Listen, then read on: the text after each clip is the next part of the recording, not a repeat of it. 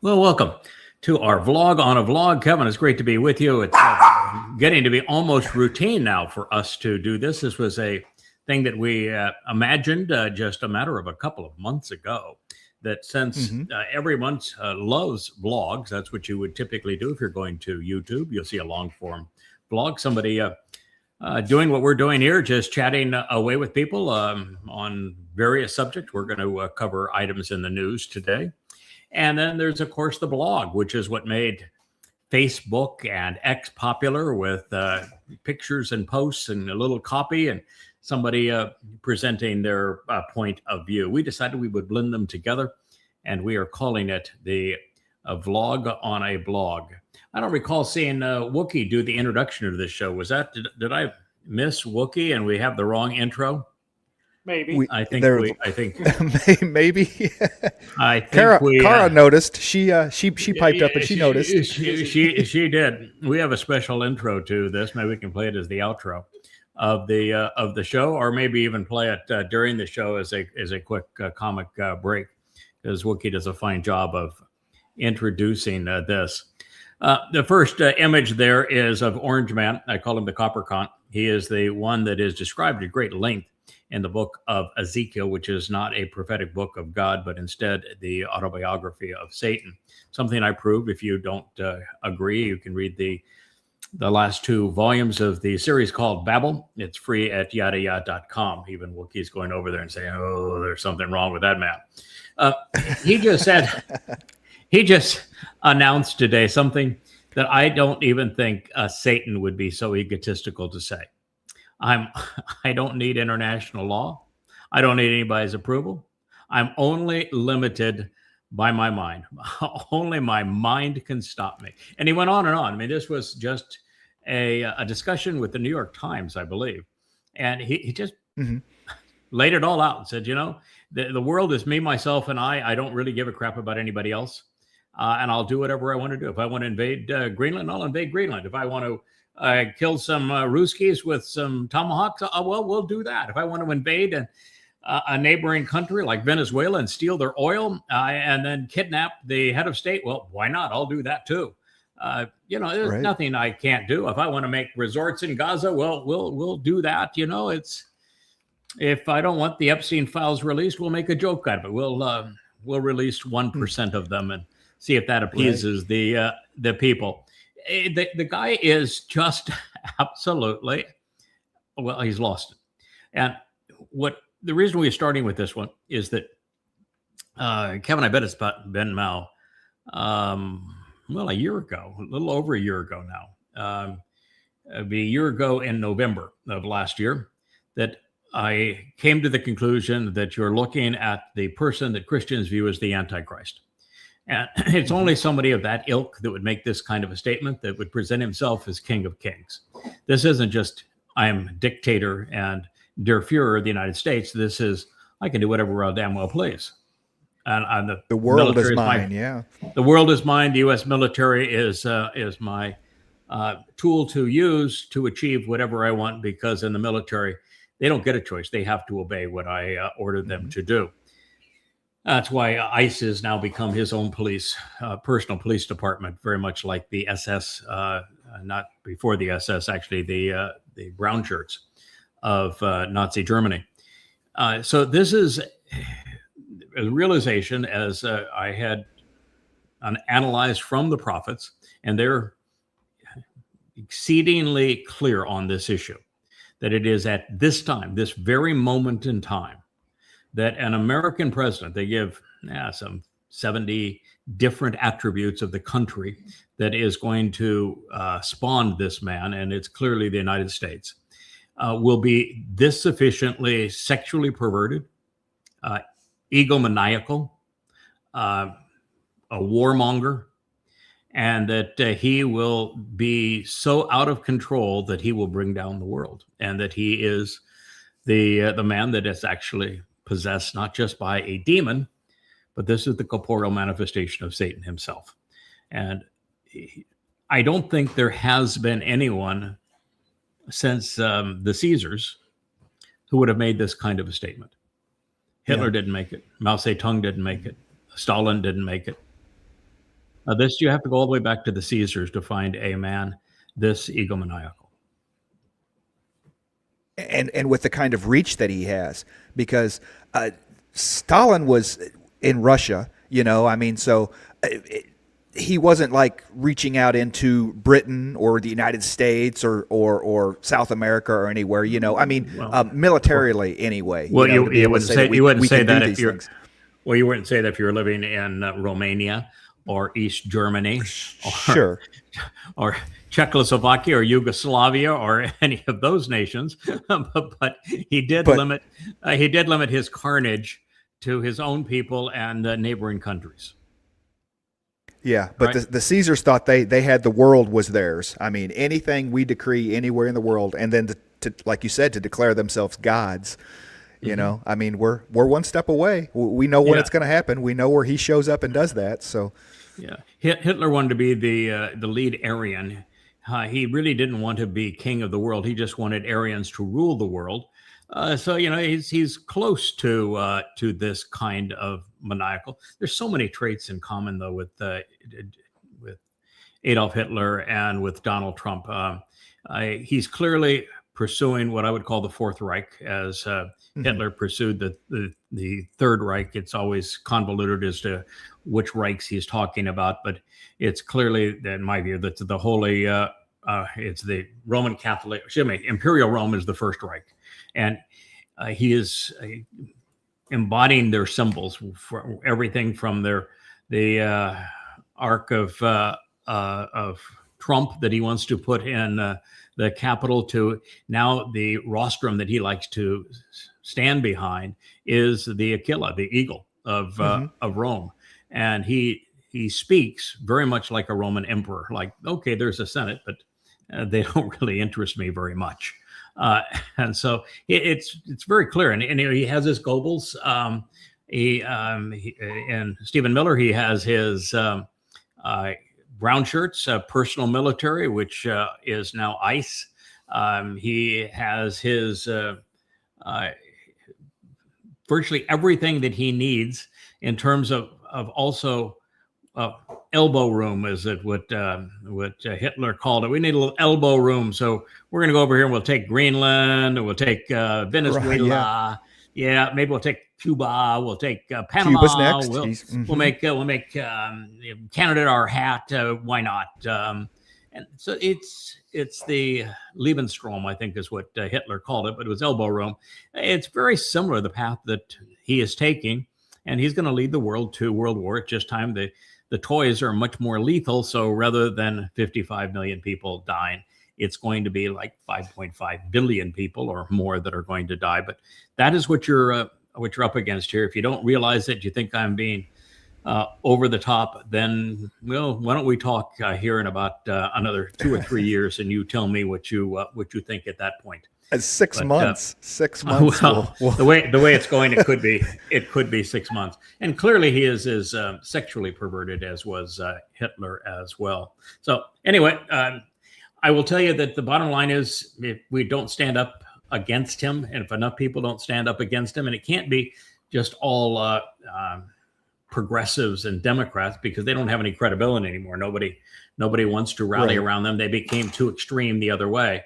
But it's got to be people like ourselves who are fundamentally conservatives, who are still value driven, who believe in evidence and reason, who have studied history, and have a strong voice, and as advocates of free enterprise and freedom of speech and of all things just and moral, say, no, this man must be stopped. If you do not stop him, then you're going to endure far worse than Europe endured under Hitler.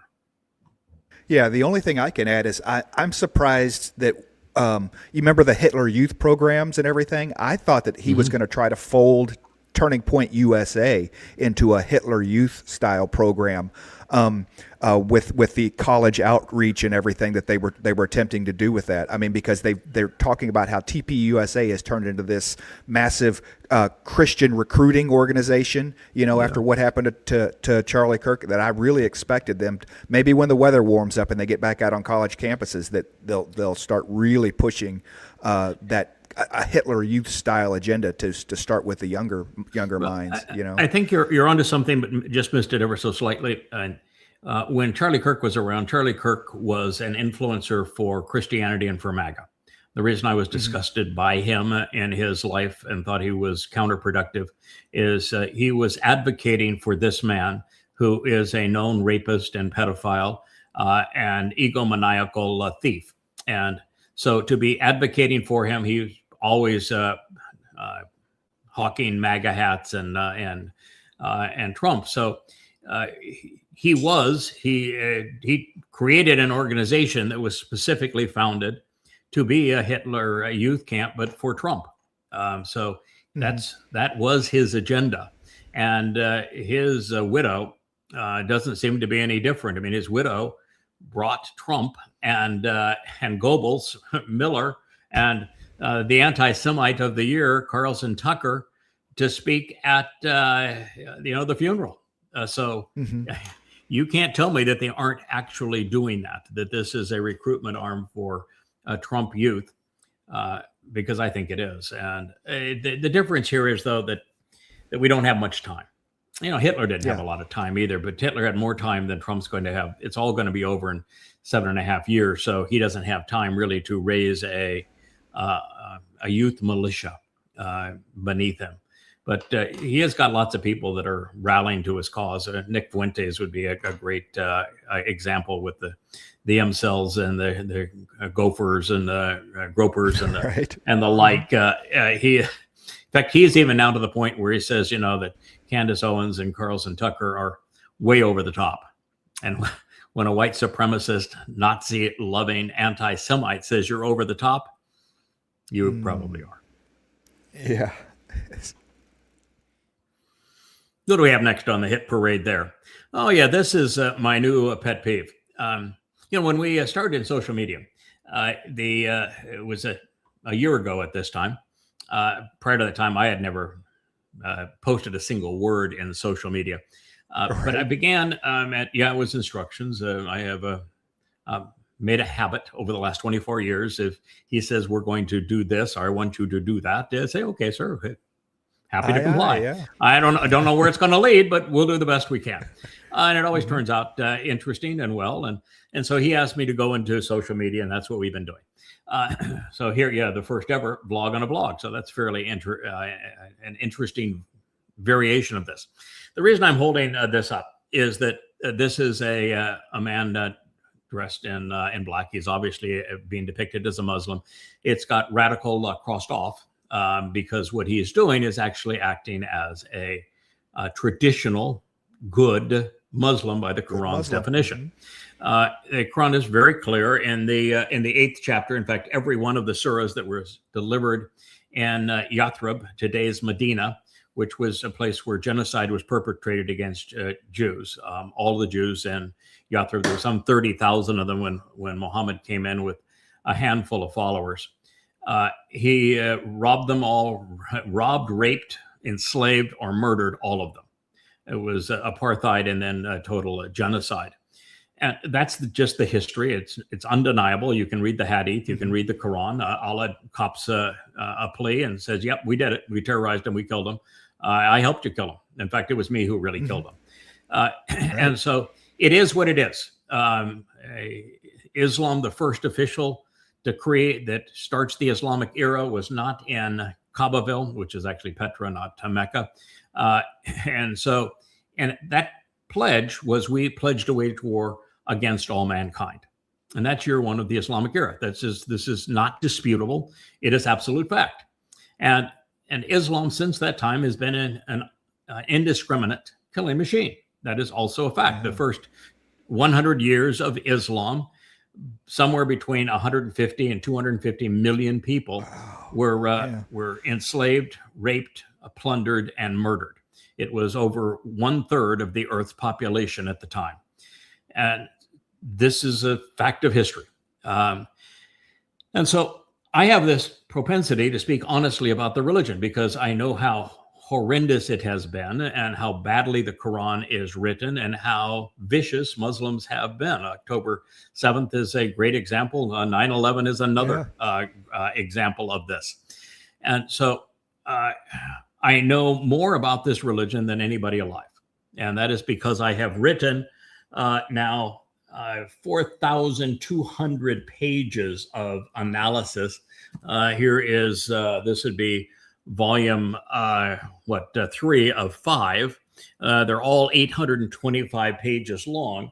And in each of these volumes, what I do is I'm the first ever to reorder the Quran chronologically and set it into the context of Muhammad's life using the earliest and most credible hadith sources, particularly Ishaq and Tabari, such that the Quran can be understood. Now it has context, now it has chronology, and the two sources are brought together as one. And there really is no difference between hadith and Quran in that exactly the same people said it, recited it initially, and the same people passed it on mouth to ear over the first century in the same place. The exact same people did them, and it is the same cast of characters. There is really no difference between the two.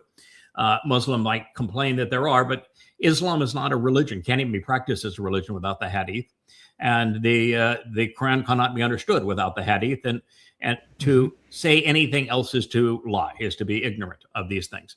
So after doing this and having presented 5 translations of the Quran, including my own, and setting into the context of the hadith and sunnah, the oldest credible sources, I have come to present Islam as it is. Exactly who Muhammad was, how he conceived Allah, who Allah is, and what their agenda is.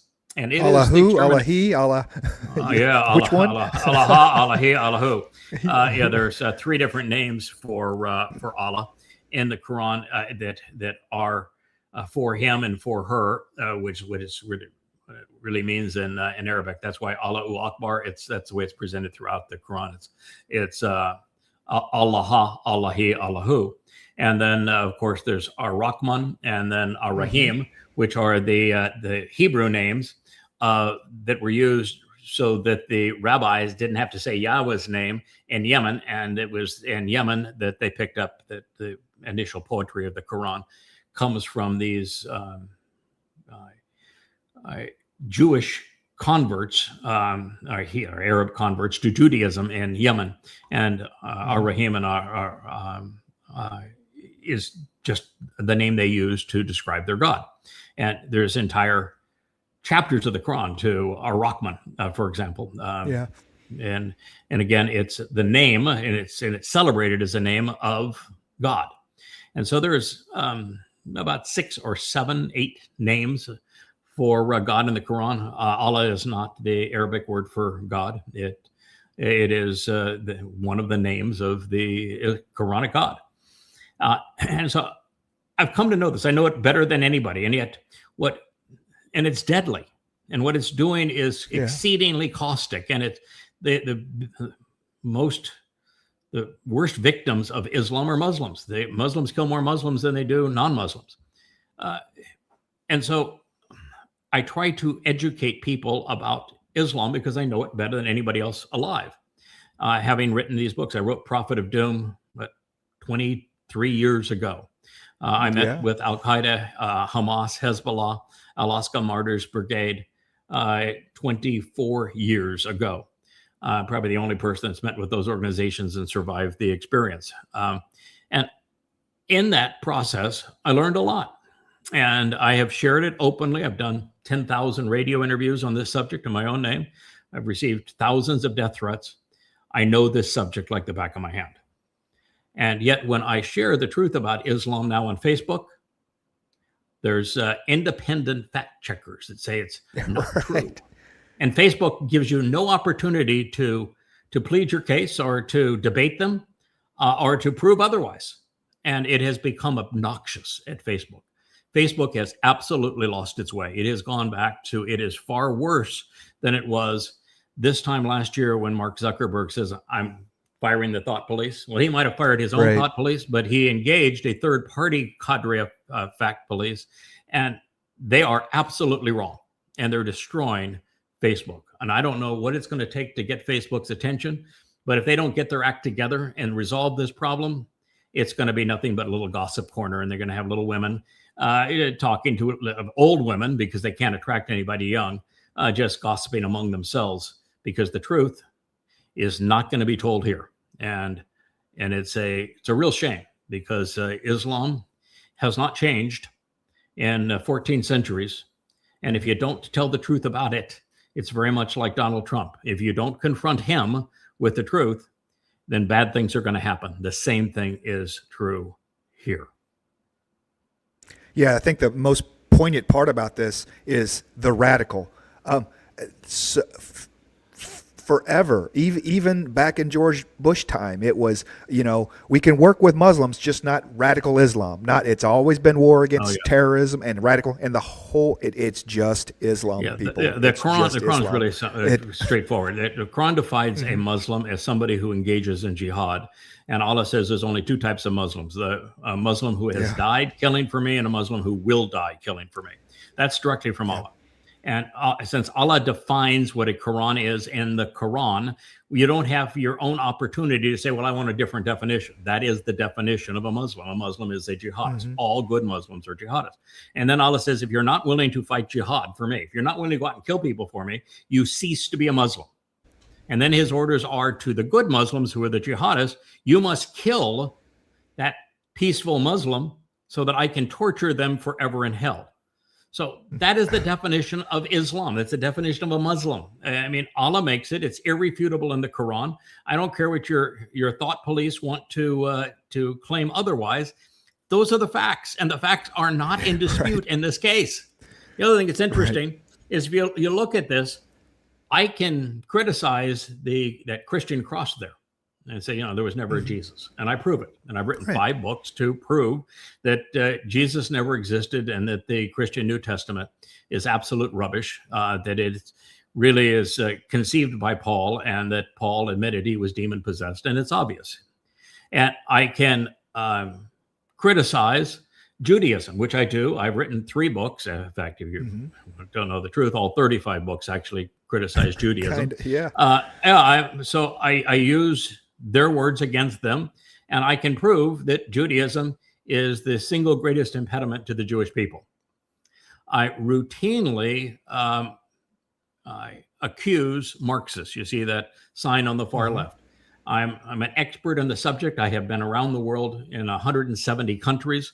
I know this world. I spent a lot of time in the Soviet Union. It was the Soviet Union, and Red China, when, in fact, it was the first Westerner allowed into Red China. I built factories in China in the first enterprise zones. I know enterprise. I've taken 2 companies public. I know this subject. I know that fascism, for example, and socialism are exactly the same beast, just different names for the same beast. And I know why communism and collectivism doesn't work. And I speak out very strongly about progressive politics and Marxism and socialism and communism. I can do that on Facebook. I can criticize Christianity, and I've got all the little Christians. They just want to call me the devil for doing it. Right. Pretty amazing. You tell people the truth, and you try to save them from a lie, and you're the devil. It doesn't take much to mock Judaism. All you have to do is play one of their own videos, and it's pretty obvious that they're lost in space. And so all of these things you can talk about, but guess what? You can't talk about one of them: Islam. And the one holding the knife. About Yeah. Islam, somebody is a complete and utter hypocrite. Mr. Zuckerberg, get your act together. You have lost control of Facebook. Yeah. It's wrong. Stop it. Fix it. Don't let Facebook become X. X is a swamp. Absolutely. You're a better man than that. Oh, this is exactly as I had predicted. The Trump is lashing out of the world, and you don't see Trump's picture there, but you can't understand this picture unless you understand Trump. What happened is that Saudi Arabia, MBS, who is a psychopath, and what he announced is that no Israeli, no Jews will be ever allowed into Saudi Arabia. So there's no normalization here. No Jews will ever be allowed in Saudi Arabia. He is doubling down. Now, the fact of the matter is, he happens to be Jewish. The entire royal family of Saudi Arabia is Jewish, as is the royal family of Jordan and a number of other Islamic countries. They are Jewish. Muhammad was ethnically Jewish. But a lot of self-loathing Jews. All you have to do today is look as far as the senator was in New Hampshire, Bernie Sanders, a self-loathing Jew. Lots of them. Soros is a self-loathing Jew. He is in a very interesting position. He is quasi-BRICS. What I mean by quasi-BRICS is that he is now structuring his capital holdings apart from dollars in gold and silver and other commodities. He is now selling oil to his largest customer in yuan, bypassing the dollar. And he has representatives that go to all the BRICS meetings, and he takes, we just lost the feed there, Rich. Kevin's feed. Yeah. He goes to all of the BRICS meetings and talks regularly with the Indians, the Russians, as well as the Chinese. And they have decided that they're moving away from the petrodollar. This is the reason that Trump invaded Venezuela. He would not have invaded Venezuela had it not been for the trying to salvage the petrodollar. It's not going to work for him, but that is the reason he did so. He's petrified now. It's the reason he is threatening India. It's the reason why the U.S. blew up the Nord Stream pipeline, is that they're just absolutely petrified of losing the petrodollar, because the petrodollar is the only reason the U.S. economy isn't completely bankrupt. $38 trillion of debt is so far beyond the pale. It could not be paid back. It can't be. The debt can't be serviced. We can't sell the T-bills. No one wants to buy them. Everyone is shorting T-bills. And so the only way that the American president can create the illusion that the United States isn't bankrupt is to attack anyone that goes off the petrodollar. That's why we didn't take Muammar Gaddafi and kill him because we didn't like his jokes. We killed him because he was replacing the dollar as the exchange of trade in Africa with a gold-backed currency.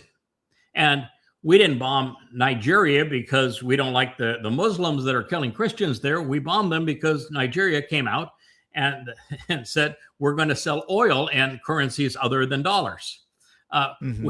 We did the same thing with Iraq. It is what we do. It's why we sanctioned Venezuela and then ultimately invaded Venezuela, is because they were selling oil in currencies other than dollars. And so the only thing that keeps the illusion going right now is Saudi Arabia. And Saudi Arabia is playing Trump like a fiddle. First, they bribed him with billions of dollars, and then they managed to compromise him. And between those two things, they control him. And now they're dangling this last vestige of hope of the petrodollar, such that when they say, listen, we now have replaced SWIFT. We don't need to ever trade in dollars again. Our largest customers are now buying in their own currencies. We have gold-backed reserves. We've shorted the T-bills. We don't need you anymore. And what he got on his last visit, by the pretense of, we'll play along with you, is he got a commitment, like Qatar did, that if there's any fighting, that the U.S. will defend Saudi Arabia and Qatar. Americans will die fighting to save Saudi Arabia. We've already done that. That's what Desert Storm was all about. They won't die fighting for Israel, but they will die fighting for Saudi Arabia. They got that. They got Elon Musk to advance, and NVIDIA to advance huge commitments on artificial intelligence, because Islam robs people of intelligence, so they need that. And they got access to nuclear technology because we agreed to give that to them. And they received another $100 billion worth of U.S. weapons. So there you go. And who's their enemy? Israel. So this is what we have done, and what MBS is now scheming. which has been obvious for a long time. You wanted me to continue for a few more months on the petrodollar, Donald? Okay, this is what it's going to cost. I want Israel. Silver platter. I get an Islamic State carved out of the heart of Israel, and it's mine. I get to control the Temple Mount. I get to administer it. It's mine. You can say whatever you want in terms of promises of protection and sovereignty, two peoples living in harmony next to each other.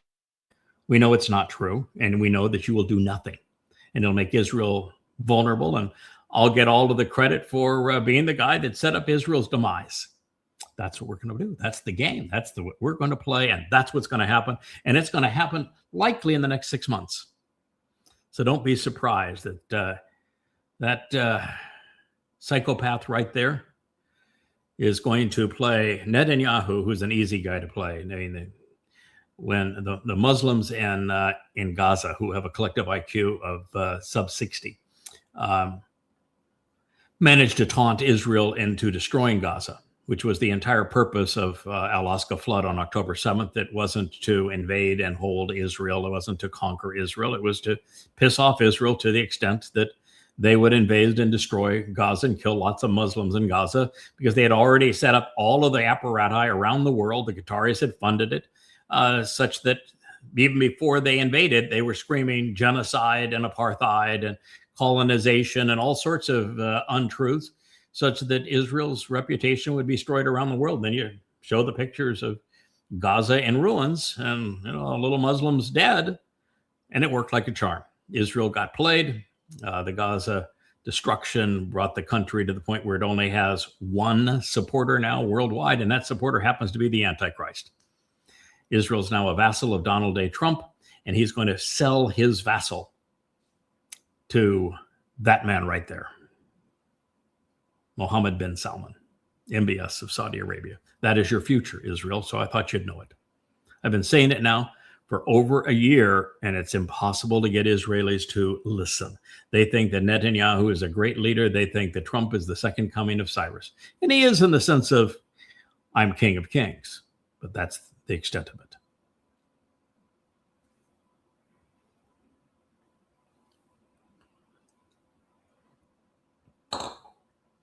You disappeared there for a little while. You're trying to get the Facebook page to go on down to the next post.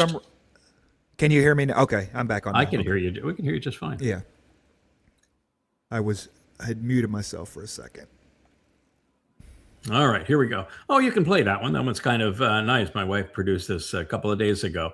This happens to be Dode. To introduce him, you see that Leah Winn at the top. That's my lovely wife. She does all of these videos.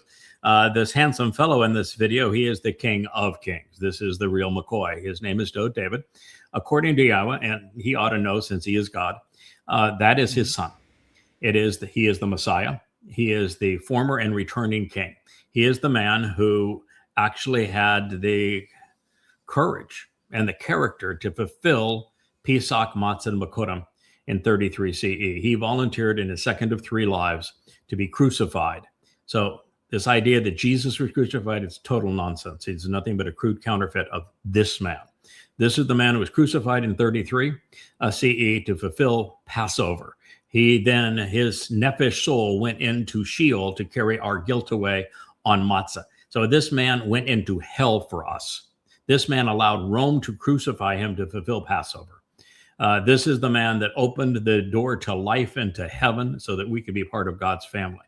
This is the greatest man in the history of the world. His name is Dode. It's presented as David. His name actually means beloved.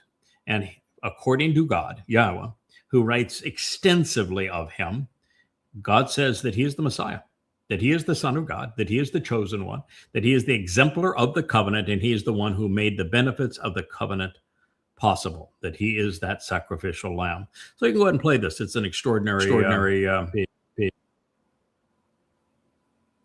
Let's talk about love, like you and me all night, and let's talk about love.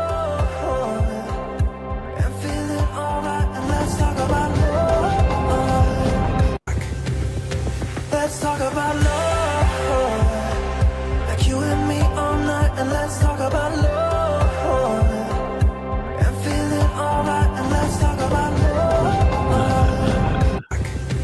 Thank All you. right, Thank let's you. talk about Now, the reason you have to get the feedback, Mike.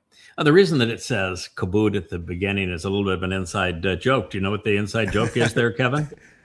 Oh, I do. I was there for that episode. Yeah, second Samuel 6. Yeah, 2 Samuel 6. The issue Hey, was Michal. that, yeah, Michal, who was Dode's wife, first wife from Shaul, King Saul, was having a conniption fit. She thought she was better than everybody else. She thought that Dode was beneath her status. She was royalty, you know, and she thought that Dode was making claims that he couldn't fulfill. That when he claimed to be the Son of God, when he claimed to be the Messiah, when he claimed to be Israel's savior, and all of these kinds of things, and that he would come back and be the king of the universe with YAHOWAH. In fact, YAHOWAH calls him Elyon, which means Almighty God.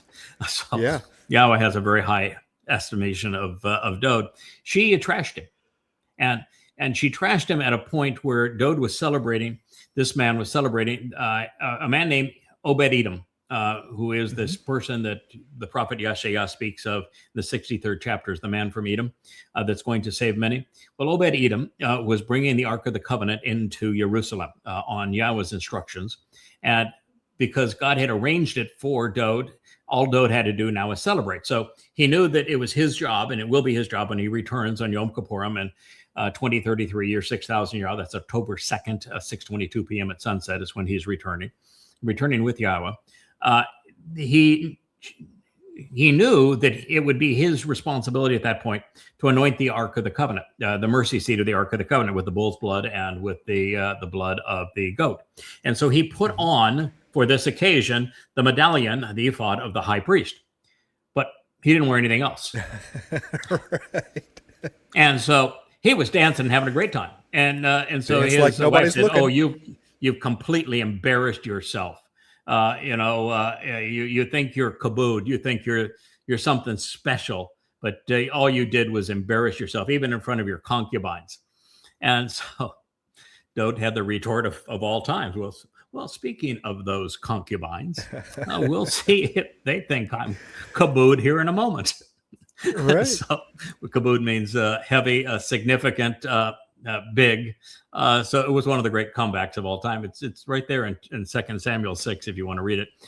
And the reason he was naked from the waist down wasn't to show off or anything. It's because once he anoints that mercy seat of the Ark of the Covenant upon his return on Yom Kippurim, we head back to Eden on Sukkah 5 days later. And we have this opportunity to live in the earth restored to the conditions experienced in Eden, because God's going to restore the entire earth once he gets rid of the religious and political malcontents. And what was the dress code in Eden? Just a smile. No dress code. Yeah, wearing a smile, man, exposed. So anyway, that's the story, and that's why he is presented there as kabod. My wife is very good on inside jokes, but you got to know the story. So I thought I would explain it. But that guy is the greatest man who ever lived. The reason that the moon is full moon behind him is that if you look in the first chapter of Bereshit, Genesis, and God's telling the creation account, there was nothing created on the fourth day. There are two luminaries, a greater and lesser luminary. With the lesser luminary reflecting the greater luminary's light during this time of darkness, and that they both serve as signs of the Moedim, which are the 7 annual meetings to meet with YAHOWAH, Pesach, Matzah, and Bikurim, which this man fulfilled in 33 CE.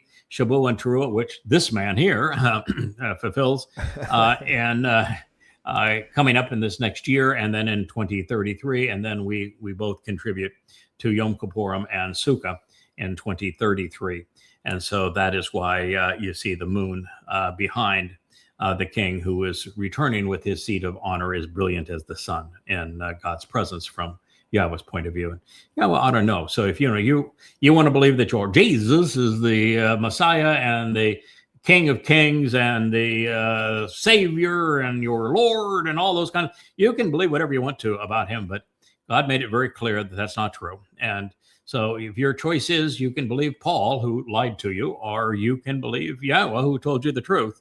And the truth is, that's the Messiah.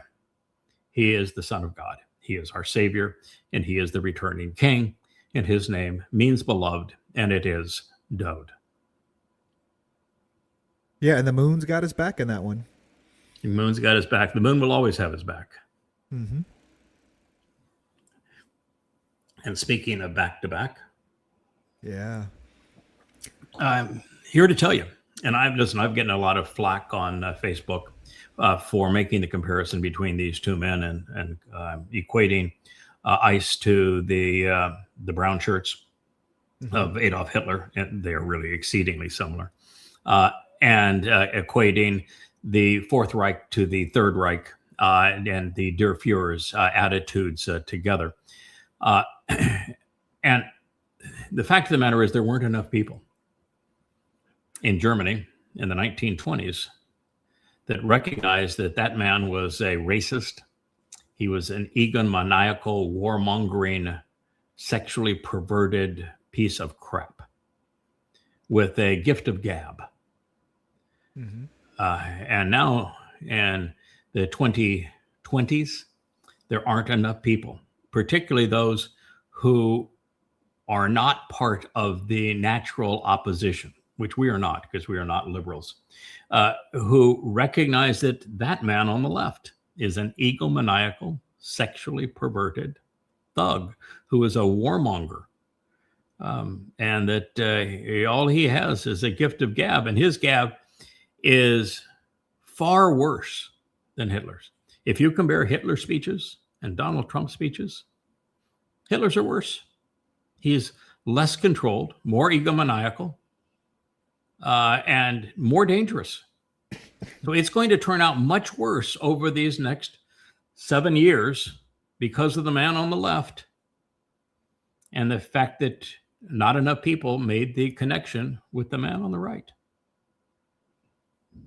Yeah, the power structure is completely different as well because Germany was rebuilding through their time period. The United States already has this massive war machine and economic control throughout the world that they can do a lot more damage. Yeah, the difference is that America is failing. Germany was rebuilding. America is failing. They're both, one was going like this, and the other one's going like this. In the case of America, it's total desperation. Sure. All of this stuff that Trump is doing and pushing every button in the world is because America's done. Economically, we're toast. We started a trade war with China that there's a zero possibility of winning. We could not win a kinetic war with Russia. Now, I understand we have some nifty weapons. I guess we used a microwave weapon against the Venezuelans and caused quite some havoc with that. And so the U.S. has some nifty weapons that seem to work really well against third world countries. But we lost. We lost to the Houthis. Mm-hmm. We lost to the Taliban. We lost to the Viet Cong. America ain't what she used to be. So she's in rapid decline, and Trump, his ego can't handle it, and he thinks that he can't fail. He says the only thing can stop him is his own mind, and he is of the mindset that he is going to achieve what Hitler failed to achieve: world domination. That is the story of the Antichrist, is it not? And yeah, Trump is going to try to achieve it.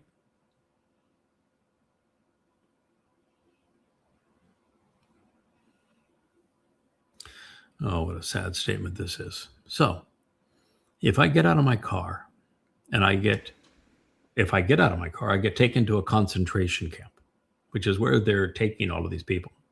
So, if I get out of my car, when they order me to get out of my car, I get taken to a concentration camp, regardless of my citizenship. People with passports in their wallets so that they can prove they're U.S. citizen. Doesn't matter. If I get out of my car, I get tied up and beaten up and taken to a concentration camp, regardless of my citizenship. But if I don't get out of my car, I get shot in the head. Do I have that right? Yeah.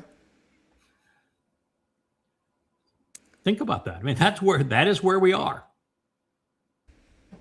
Now, I will tell you, just so that we're clear, if I witnessed somebody that was so out of control,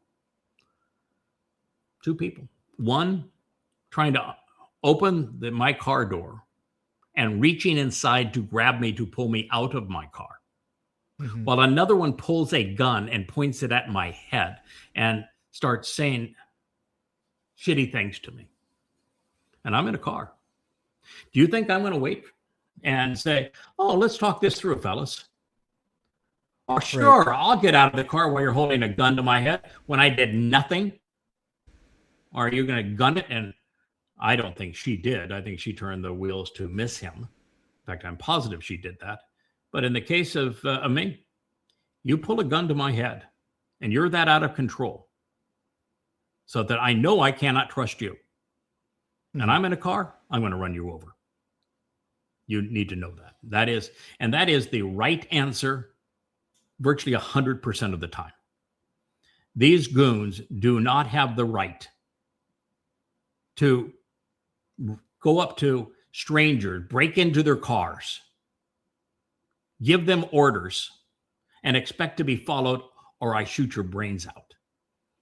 If you do not oppose that, if you don't have the courage to stand up against that, then you've already lost. Then Trump's reign of terror prevailed.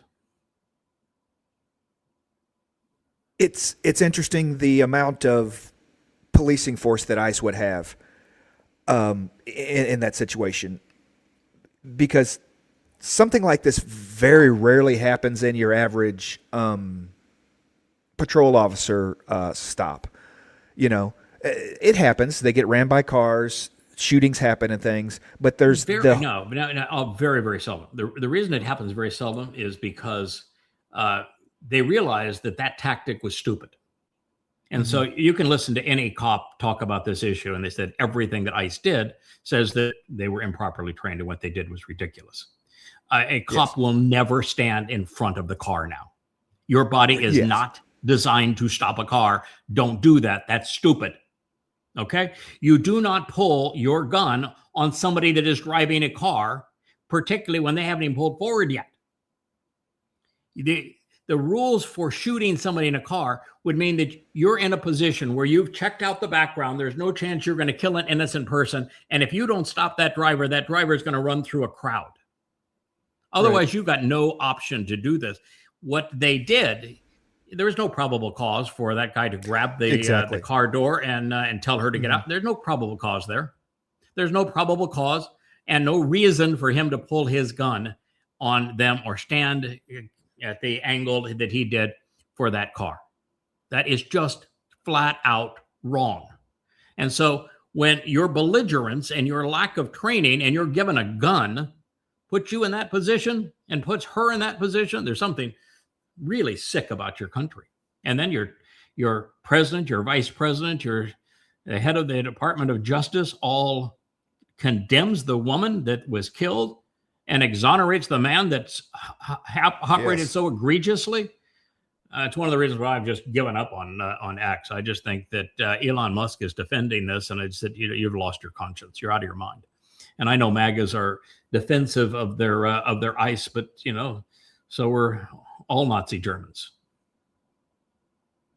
Yeah, YAHOWAH doesn't know either of these people, so I'm okay to not worry about what they're doing as well. I think I wrote the other day, it's when Dumb and Dumber meet and dumbest wins, because I'm not putting myself in the situation of either the cop, the ICE guy, or I'm not putting myself in the situation of the woman, to whatever she was doing at the time. We're gonna differ there. First of all, I don't go out and deliberately agitate. I think that the way that people are on the left, the way they publicly protest, I think is not conducive to any proper solution. And I don't like the whole idea of public demonstrations. I think the idea of protesting in the streets is asinine. And I don't care what side does it, right or left or religious or political. I just think it's completely inappropriate. So in that regard, we would agree. But I do agree that it is essential for Americans to protest ICE. ICE is a horrible blight on this country, and what they're doing is despicable, and they are belligerent. Listen, I have spoken out against overly aggressive police now for over 20 years. Mm-hmm. And I began to speak about the over aggressiveness of police and the dishonesty of police now for 20 plus years. And the legal system, that guy you helped out there in the Virgin Islands. Yeah, I've studied it. I know it. I know the statistics on it. And the fact is that judges and district attorneys and the like lie on behalf of the cops, and collectively they cannot be trusted. We do not have a justice department in this country in that regard, and so I don't like the system the way it has evolved. I don't like the attitude of cops, and I don't like the belligerence of it. And these guys are the worst of the worst. These guys are so far worse than the worst of cops. This is a group of absolute belligerents, and they're actually pandering to racists and to boys that are just thrilled to be able to run around with their gun and their badge and boss people around and shoot at people and beat people up. This is what they got, and this is how they filled their ranks, and it's abysmal. So I despise ICE with every fiber of my body. And I despise Trump for imposing them on America. And now I've moved out of the country, so because I couldn't stand it anymore. I couldn't stand the stench of it anymore. So I only oppose it because it's the right thing to do. You know, you can't be a moral person of character if you do not oppose evil. So to that degree, I admire somebody who will oppose it. I think they were opposing it the wrong way, but they most certainly didn't deserve to die as a result of that. Absolutely. Or have the president of the United States besmirch their reputation, which he did. Or the closest ever come to actually destroying a TV is when I heard what Vance said. It made me want to puke. Eyeliner boy has a real serious problem. Yeah. And it's not ICE's mission either. The U.S. Marshal Service does exactly the same thing. Fugitive, apprehension, and you don't see this crap out of the U.S. Marshal Service. No, they're a different level.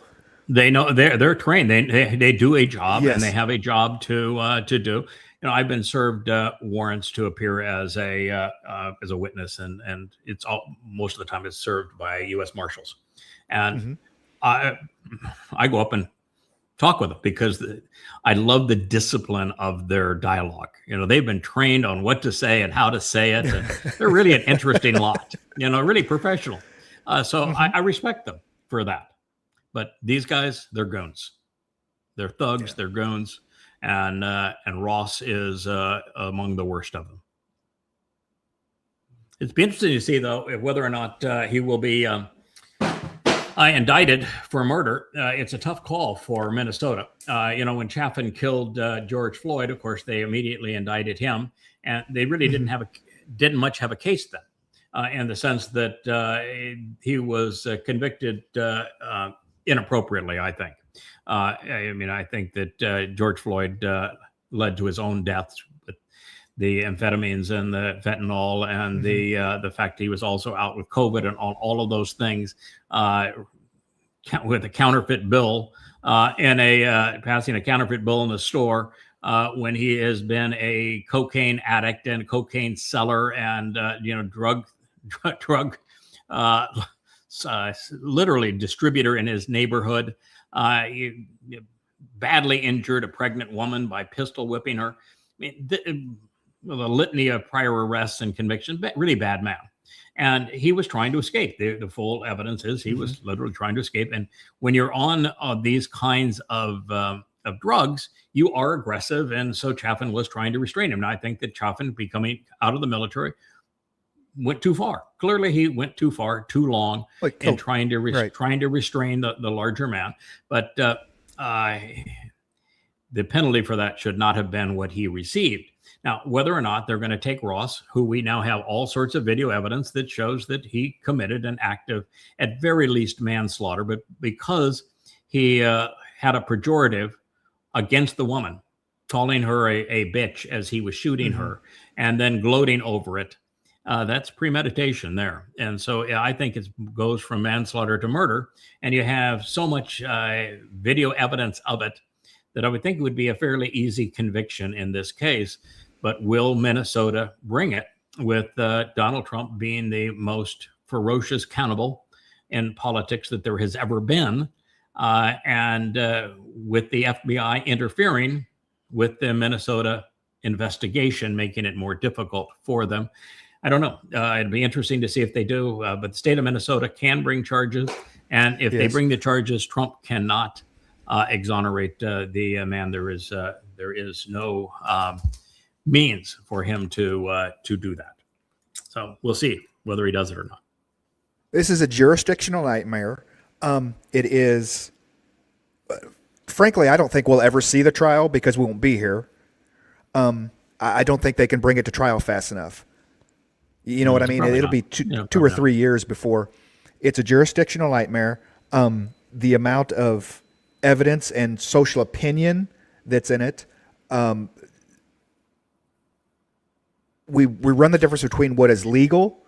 Did this officer act within the law in doing what he did, okay, and what is lawful? There's no doubt he was wrong. He killed her. He was wrong, okay, but bonding, is ICE bonded? Does the federal government have to back them up like they would a sheriff's department? If a sheriff does something bad, then the case comes against the sheriff's department, not necessarily the sheriff's deputy. Those types of things. Yeah, I think this is, if you're going to convict Chaffin in Minnesota of killing George Floyd, you can absolutely convict Ross of killing Good. The evidence is far more overwhelming that he did this deliberately. I mean, that was the difference. And I don't think Chaffin was trying to kill him. He was just trying to restrain him. In fact, that's pretty obvious. And yet he was convicted. And in this case, he didn't just shoot once, he shot 3 times. The last 2 shots, he was 90 degrees perpendicular to the car. I'm telling you, there's no interpretation of that. It's straightforward. He meant to kill her. He shot her in the face at 3 times at point blank range. And the last 2 shots, he was clearly 90 degrees perpendicular to the car. So this is what we have. And I don't think there's a jury in the world that would not convict him of this crime, whether or not he is or not. And what difference it makes ultimately, the amount of disaster that ICE is going to cause and that Donald Trump is going to cause over these next 2 years as this meanders through the legal system is going to be so egregious. This won't be a hiccup on the overall landscape of things, other than this is a marvelous opportunity to call out ICE and say it's wrong. Yes. It should never have been funded to this extent. The budget for ICE weapons is larger than the budget for most militaries around the world. 7th largest, he said. Yeah. Yeah. It's egregious. Absolutely. And you want to say, well, there's Somalis there that were stealing money. Okay. So let's say there are, and clearly there are Somalis that have stole billions from the U.S. government through COVID fraud and Medicare fraud and the like. But the answer is that there are law enforcement people in Minnesota, and you send them after those people. And they're federal agents and all that sort of thing. You do not need ICE for that. And oh, by the way, where they were in Minnesota, they weren't pursuing the Somalis. Miss Good was not Somali. And none of the people that were around that event were Somali. This is interesting. Of course, Trump is saying, I'm such a great businessman, and I know how to make America great again. Tariffs is what makes America great again. And so I'm going to bring factory job back to America. Of course, there's anybody that's going to work in them because the people that would work in them, he's now deported. But and this current generation, they don't. They want to be an influencer, and it's really hard to play the role of an influencer when you're in a factory. And what factory jobs we have in America now that are actually being created are being created for robots, not for people. So this notion that ship has sailed. And I was a manufacturer of goods worldwide, both in the United States, Mexico, and in China, back in my late 20s, early 30s. I'm 70 now, so you can tell you how long ago that was. And all the way back then, I can tell you that, and I had my American facility was 450,000 square feet. That's a large factory. I can tell you emphatically that you can't do it anymore. That a factory, unless you're dealing with billions and billions of dollars and what you're doing is virtually completely automated and you're not using people, you cannot build something in the United States anymore.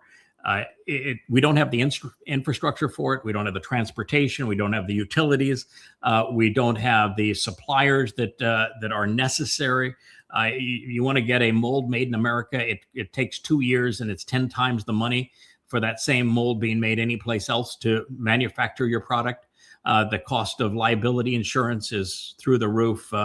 The employment issues and how much money you have to pay for them and pay to the government to have them, and the rules about firing them when they don't work.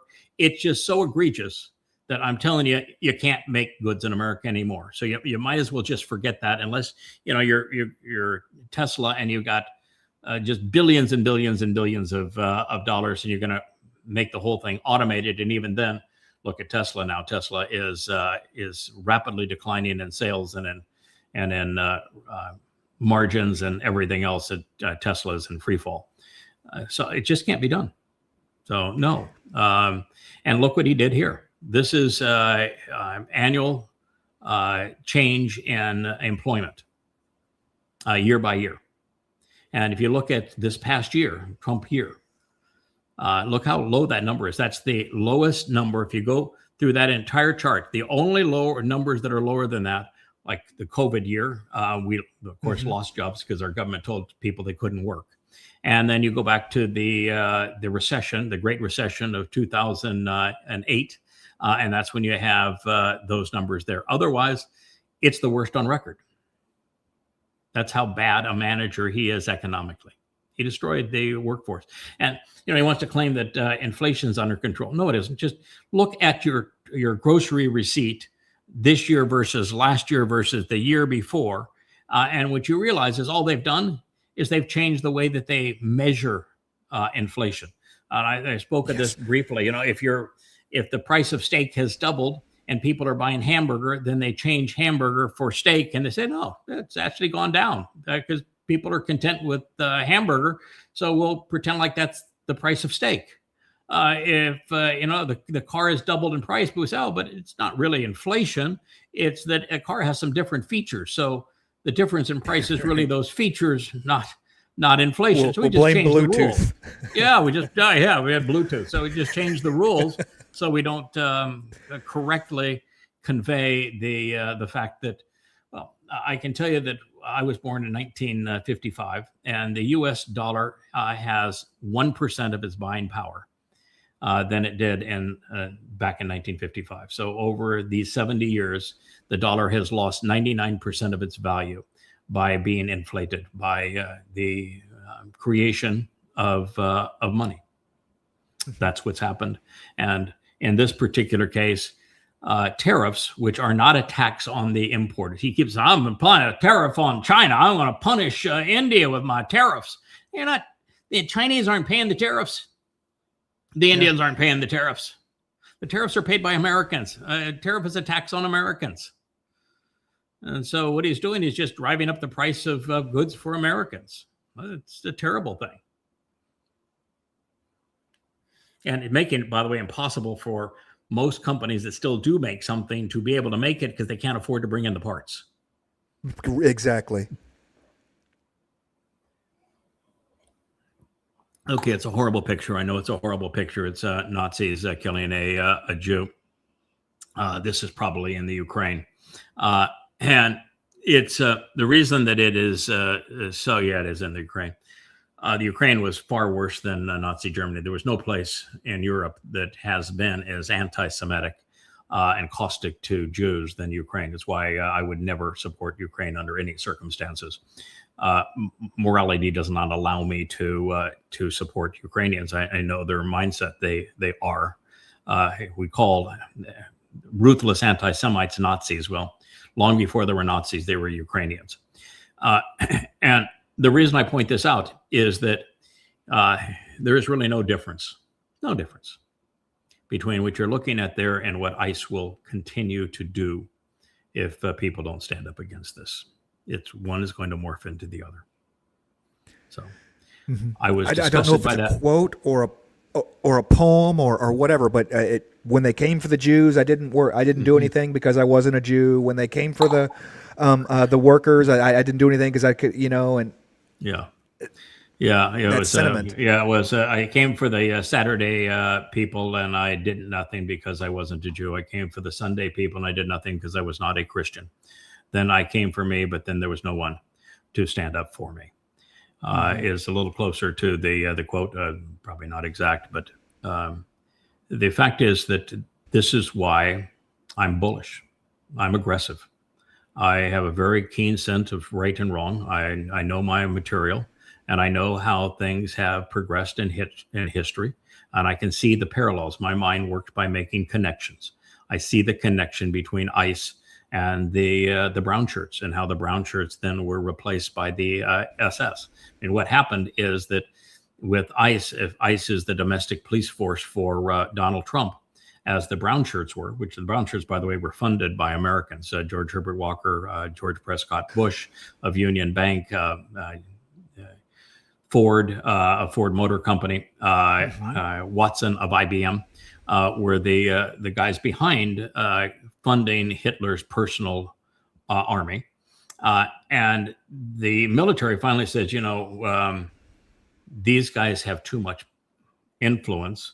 And so the only way that Hitler could survive a military mutiny was to allow the SS to take out and kill the brown shirts.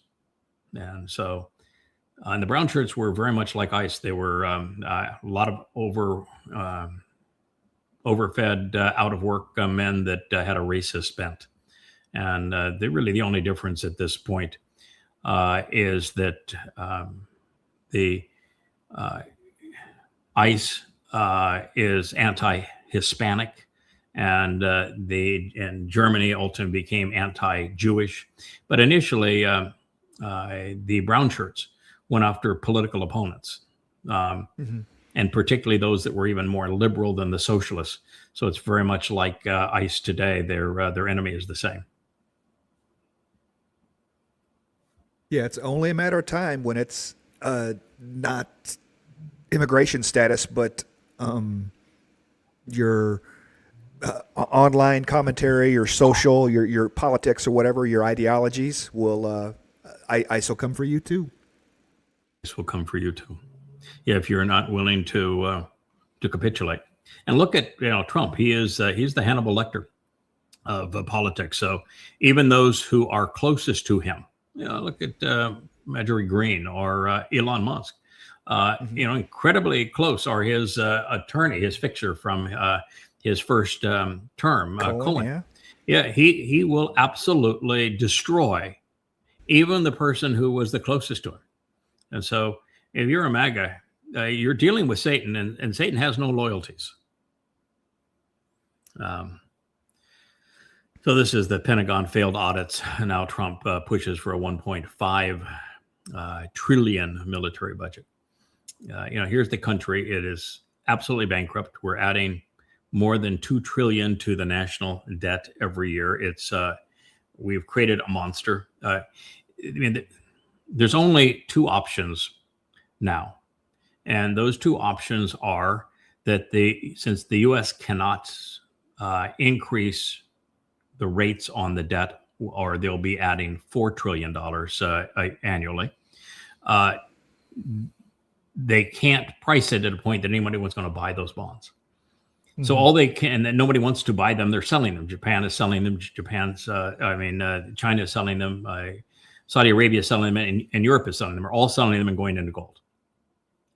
So they've got no more. They got no takers for the bonds, and they have to sell $3 to $4 trillion worth of bonds just to keep the government doors open this year. And so the only way they can do that is to do one of two things. You either default and say, "Sorry, we can't pay our bills anymore." So we're not going to pay the interest on our bonds. We're not going to pay the bonds off. We're not going to redeem them. We're broke, and we're filing bankruptcy. Countries don't like to admit that they are bankrupt. So what they do is what Germany did prior to World War II. They inflate their currency. You just print more money. Argentina did it. Britain did it. When Britain lost the reserve currency status with the pound, they also did it. And what happens is you take wheelbarrows of money to the market. People ask to be paid 2 and 3 times a day, because by the end of the day, the money doesn't buy as much anymore. And so you destroy the value of your currency, and you torch the dollar, which is what is being shown here.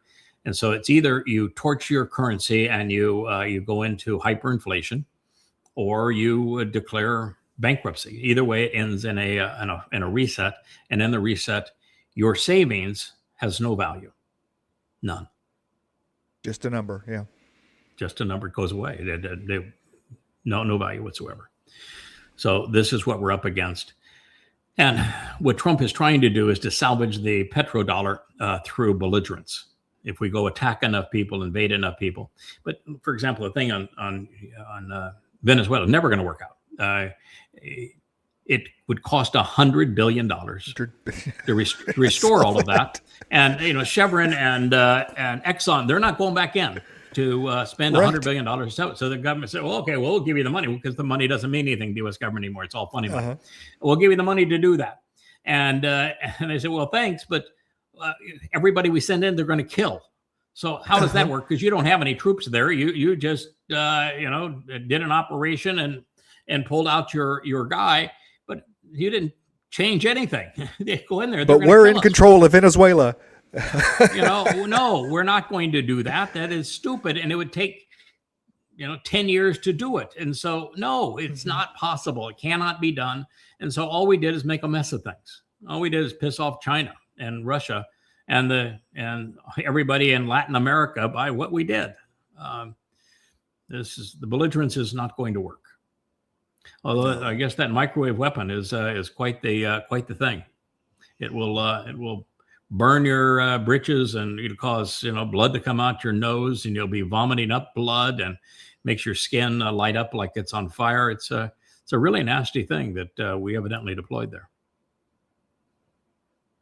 I haven't seen the uses of it. I understand what microwave energy does, and so if you could focus it, it would definitely be a mess. Yeah, that's what the Chinese have one. I don't know if the Russians have one or not. The United States has been developing it through DARPA. We screamed at the Chinese for it, but every once in a while you'll see DARPA talk about it and what it does. I've seen it over the last 10 years. Just never been deployed previously. It evidently was deployed here, and it does render people unable to do anything. They just go into complete convulsions. It's agonizing, and so they've rendered it impossible. We don't to do with that. There's a series of pictures here. We can just talk about it briefly, but this was Facebook does the nostalgia thing every once in a while, where they said this was you and what you were posting a year ago. So we needed a picture for the blog, and there I was before the gray beard. I look like, God, I tell you, that's a year ago, and I look 100 years younger then. But a double rainbow. So my wife said, "Okay, that'll be a picture. We'll use that for your blog picture because of the rainbow." But I do look 100 years younger a year ago. Just shave. If you just shave, you'll just look just like that. I get the same thing all the time. Okay. Yeah. Well, once upon a time, I had a yacht that was an 82 footer there. That is my that's Asher, who loved to be yachty, and this is a national park that's you see it in the Ocean Studio when we do the background pictures. That's Buck Island. Okay. At the Buck beach Island, on Buck Island. We used to take the boat out there. When I was in Fort Lauderdale, we called that a fun size yacht because in Fort Lauderdale, that's a small boat. You bring it here to the Virgin Islands, you got an 82-foot boat, with 5 staterooms and the like. No place to dock it. It's the queen of the fleet. It was a really beautiful, just gorgeous vessel. We sold it about a year ago, and don't own it anymore because this is all we do at this point. But you can see this was something that Asher liked very much, and she loved to watch the turtles and the dolphins come up to the side of the boat, and we put this island pad behind there, and she would lay on that and watch them swim around her. It was kind of a fun thing to do. Different lifetime ago, a long time ago, faraway kingdom. Yes, here we are. That was the first. That's the Ocean Studio. That's the first ever, because you can see with the little rainbow stuff and the gremlins in the cup. Leia was producing back then. We were doing it on a laptop back then. Rich now has, you can see over here to my right, he's got quite the studio set up. Very different now than it used to be back then. But here we took that patio, we turned it into a studio. But this was the first time, and that was a year ago that we did the first broadcast from the Ocean Studio.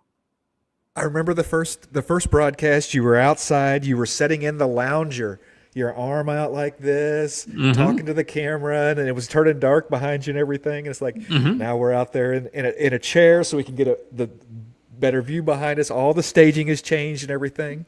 Yep. We might go back to the recliner one day, I think so. That looks a lot more comfortable than where we are now.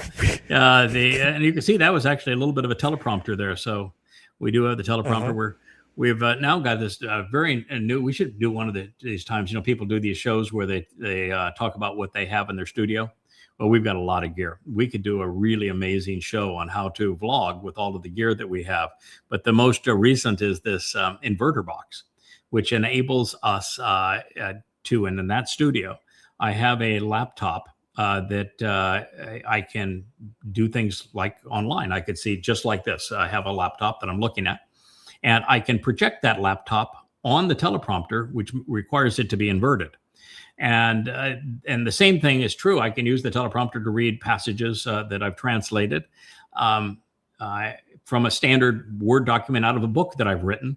And this is just a marvelous device that does that, as opposed to using teleprompter software, which is really glitchy and not designed for the amount of material that we go through. So it's an interesting addition to the toolbox, and we're about to establish that also out here. I bet Rich is having so much fun getting that set up. He loves that part, doesn't he? He does. When it works. Yeah, he does when it works. He's not so happy when it doesn't work. But we do have, I just bought our 4th teleprompter, so we've got another teleprompter for him to set up in that magical box. You've done some shows where you've shown yourself down here. You see that bed there in the background? That is a full-on spa, multi-articulating massage bed there. And that chair that's right above your head, that's actually a barber chair where my wife would cut my hair, and we'd give one another massages. And it was really a lovely place to be romantic and spend some time together. And now we share it with our good friend Rich, and it's a few tens of thousands of other people, because we use it as a vlogging studio. So it has changed a lot, but that brought back memories. That's what it used to look like once upon a time. It's kind of pretty. That wall there is when we bought this house. This was a sort of a dungeon area. It was all below ground. We've you're now saying, yeah. cut windows into it so it has natural light, and that was a concrete wall, and it was concrete floor, concrete ceiling. We put noise attenuating, really decorative tiles on the ceiling, and then this wall, so it would not look claustrophobic in there. I came up with the idea with my glass guy. Well, you make sandblast some large panels of glass, and come up with a frame for them, and I'm going to put LED light strips on the wall, and we're going to create a wall of ever-changing lights that'll just be so dramatic and beautiful down there, and that's what we did. So that's how that colorful wall came to be.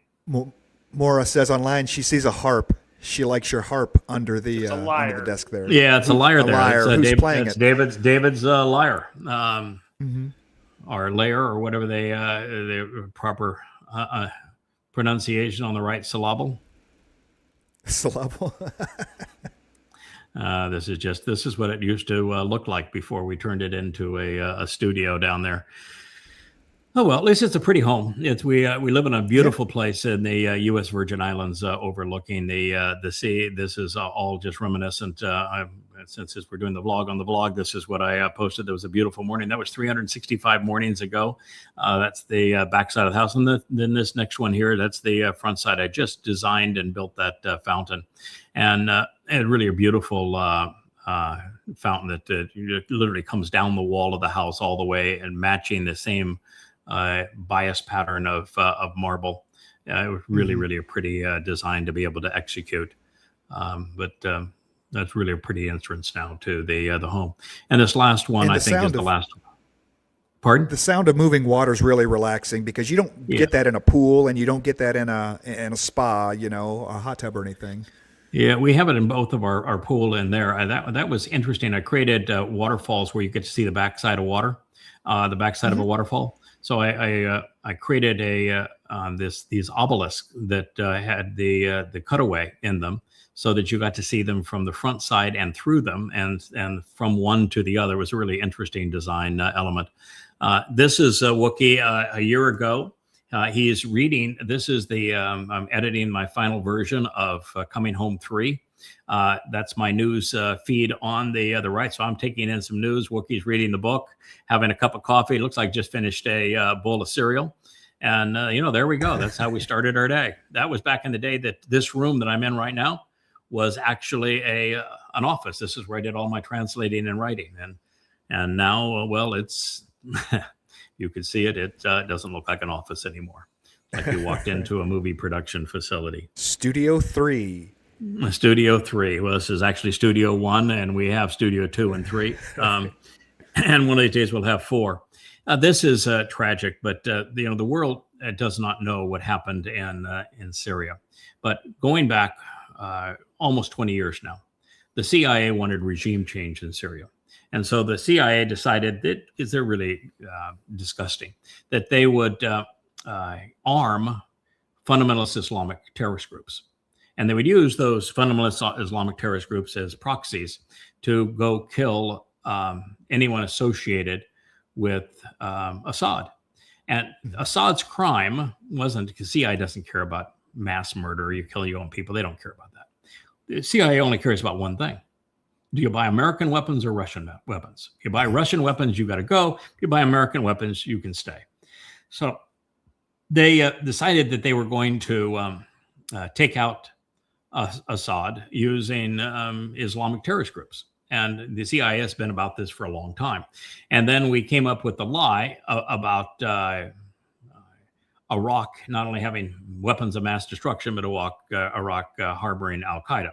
There was no al-Qaeda in Iraq, and they didn't have many weapons of mass destruction. We still went in there and destroyed the country because of, well, trying to control oil is what we also do. So when we were in Iraq, the Shiite Muslims, which were more than the Sunni Muslims and were leagued with Iran, started killing American servicemen because Saddam Hussein's military, it folded in the first day.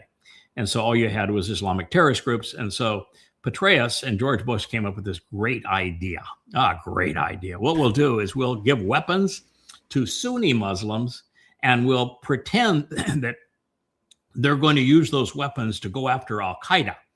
But Al-Qaeda is a Sunni organization, so they wouldn't do that. And Al-Qaeda didn't exist in Iraq. What they really wanted them to do is they wanted the Sunni Muslim terrorist organizations to use these American weapons to go kill Shia Muslim terrorist organizations who were killing Americans. And so, guess what? The awakening program became ISIS. Drum roll, please. Yeah. ISIS. Yep, that's what they became. And so the ISIS exists because of the United States. And then ISIS, the Yazidi women and girls, and what they did is, and the men that they crucified, it's one of the worst expressions of Islam ever.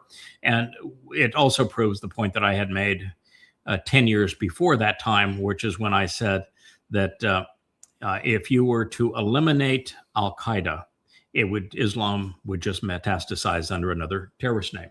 And what happened is Al-Qaeda metastasized as the Islamic State. And so it went from bad to worse. And al-Jilani was the head there for a while of the Islamic State. Now he changes names for himself and for his terrorist organization quite routinely, but he is the head of the Islamic State. And the United States is responsible for that. And the United States wanted Assad gone because, well, they wanted Syria to buy American weapons. And the fact that he's an Islamic terrorist didn't mean anything to us. So he's killed now the Alawite Muslims. He's killed Christians. And now he's hunting Kurds. This is what you get. Yeah. This is what you get. And sadly, it's not just the CIA is involved. You know who's the kissing cousin to the CIA and all of these regime change operations and working with the CIA and regime change right now in Iran? The Mossad. The Mossad. Oh. And what they continue to get is worse. It just, every time, it turns out worse. I mean, how well did replacing Gaddafi do? How well did replacing the Northern Alliance do in Afghanistan? Look what's happened with Syria. It's worse. Look what happened with Iraq. It's worse. Look what happened with Somalia or the Sudan. It's every time it's always the same. It's always worse. Every regime change operation perpetrated by the CIA and or the Mossad makes a bad situation worse. Yeah, so that's what we're looking at here. Hopefully, we'll have an image of the protests in Iran, and before long here, and I can just tell you what's going on there too. But before we do, this guy, I mean to tell you, where did they find this guy, Starmer? I mean to tell you, this is the most useless human being on the planet. I mean, he's worse than Macron, and Macron is really, really worthless. I mean, they're in the same league as van der Leyen. I mean, absolute dunderheads. So he wanted to send British troops to Ukraine to go fight Ruskies. You know, what do the Russians have now? 2 million men in their military. I mean, it's just well trained, well armed. The British couldn't muster 20,000, I don't think, and they're very poorly equipped. I don't think they have 20 functional tanks. I mean, he's got nothing. Right. The British Empire is completely imploded, and there's nobody in Britain that wants to go off and fight a Ruski, or now he wants to put them into Greenland to go fight Americans. That's what he's talking about here. He wants to put British troops in Greenland to fight Americans, so we don't invade Greenland. And while I agree we shouldn't be invading Greenland, he isn't going to stop them with Brits. And if he did, think about how stupid that would be. But the young British men have zero interest in fighting for this man because they have watched their country be destroyed by the onslaught of Muslims and the rape of their women and the desecration of their society. And so, no, they are not going to play with this man at all. Zero chance. So it's just living in absolute denial. Did you ever think you'd live in a time whenever NATO members would be talking about attacking each other openly? Talking about Denmark. I've never been. Yeah, I've never been a fan of NATO because I've always looked at these kind of treaty organizations as the catalyst for war. It almost always works out that way. So I'm just not a fan of them. And in this case, NATO is the instigator for the Ukrainian-Russian proxy war. We said that when Russia was willing to give up East Germany and East Berlin to unify Germany, the promise was that NATO wouldn't move 1 inch closer to Russia. And I think there's been 12 additions, and they were doing most of their war games in Ukraine. That was going to be the 13th. It was announced by George Bush 20 years ago that we were going to add Ukraine, and we didn't give a crap. He actually said, I don't give a crap what the Russians think. And so NATO is the cause of this war. And NATO is not protecting anyone's peace. They are an incredibly destructive organization. And so, I don't care that NATO blows up. In fact, our job is much easier if the whole world goes to World War III sooner rather than later, because people will listen to our answer, which is YAHOWAH. But here's another. What very few people consider, and this is true also with the proxy war that George Bush and company started. Also, Lindsey Graham was a huge proponent of this. But the proxy war using Ukrainians to kill Russians, and what these people just didn't bother to think. And John McCain was a good friend of mine, so I knew John McCain, and he was a huge advocate of this too. Is that the likelihood of you winning and arming a proxy to go kill Russians is slim. And all you're trying to do, if you win, you want to divide up Russia and claim their assets, which is immoral. It's like what we're trying to do in Venezuela. That's just grossly immoral. But what if you actually win? If you actually win, do you think that a country like Russia, that has the most nuclear weapons, is going to say, "Oh, you got us, so we're just going to lay down and you can have us"? Or do you think they're going to fire those nuclear weapons? So if when winning is losing, you ought not be doing it. The same thing is true with Israel and Iran. Israel cannot control Iran. There is no example of an Islamic country having regime change and it turning out peachy keen. So by continuing to poke the Iranian mullahs, and listen, I'm the most outspoken person against the Islamic rule. 55 Islamic countries, they're the hellholes on earth. It is disgusting what they have done. They are the ultimate colonializers. They are ruthless with their apartheid, and they have been horrendous with their genocide. So I'm opposed to them. And the Persian people deserve better than Islam. They were conquered in that first 100 years of Islam. They were ruthlessly conquered because they were weak, as was the world, because the Romans and the Persians had been beating each other up to the point that they were just both out of steam. They had killed everybody they could fight. And so by the time that the first Muslims came along, they were whooped. And so it was they were pushovers, and the Muslims just, they raped, plundered, enslaved, and killed upwards of 200 million people in 100 years. Anyway, Israel is not thinking this through. Israel cannot occupy Iran. Israel cannot conquer Iran. Yes, Israel can bomb Iran, but the last bombing, as I said, was just going to make a bad situation worse. It's exactly what it did. It's 6 months ago. And everybody was saying, "Oh, wow, we annihilated them, man. We ended their nuclear program. We taught those Iranians a lesson. Boy, aren't we great?"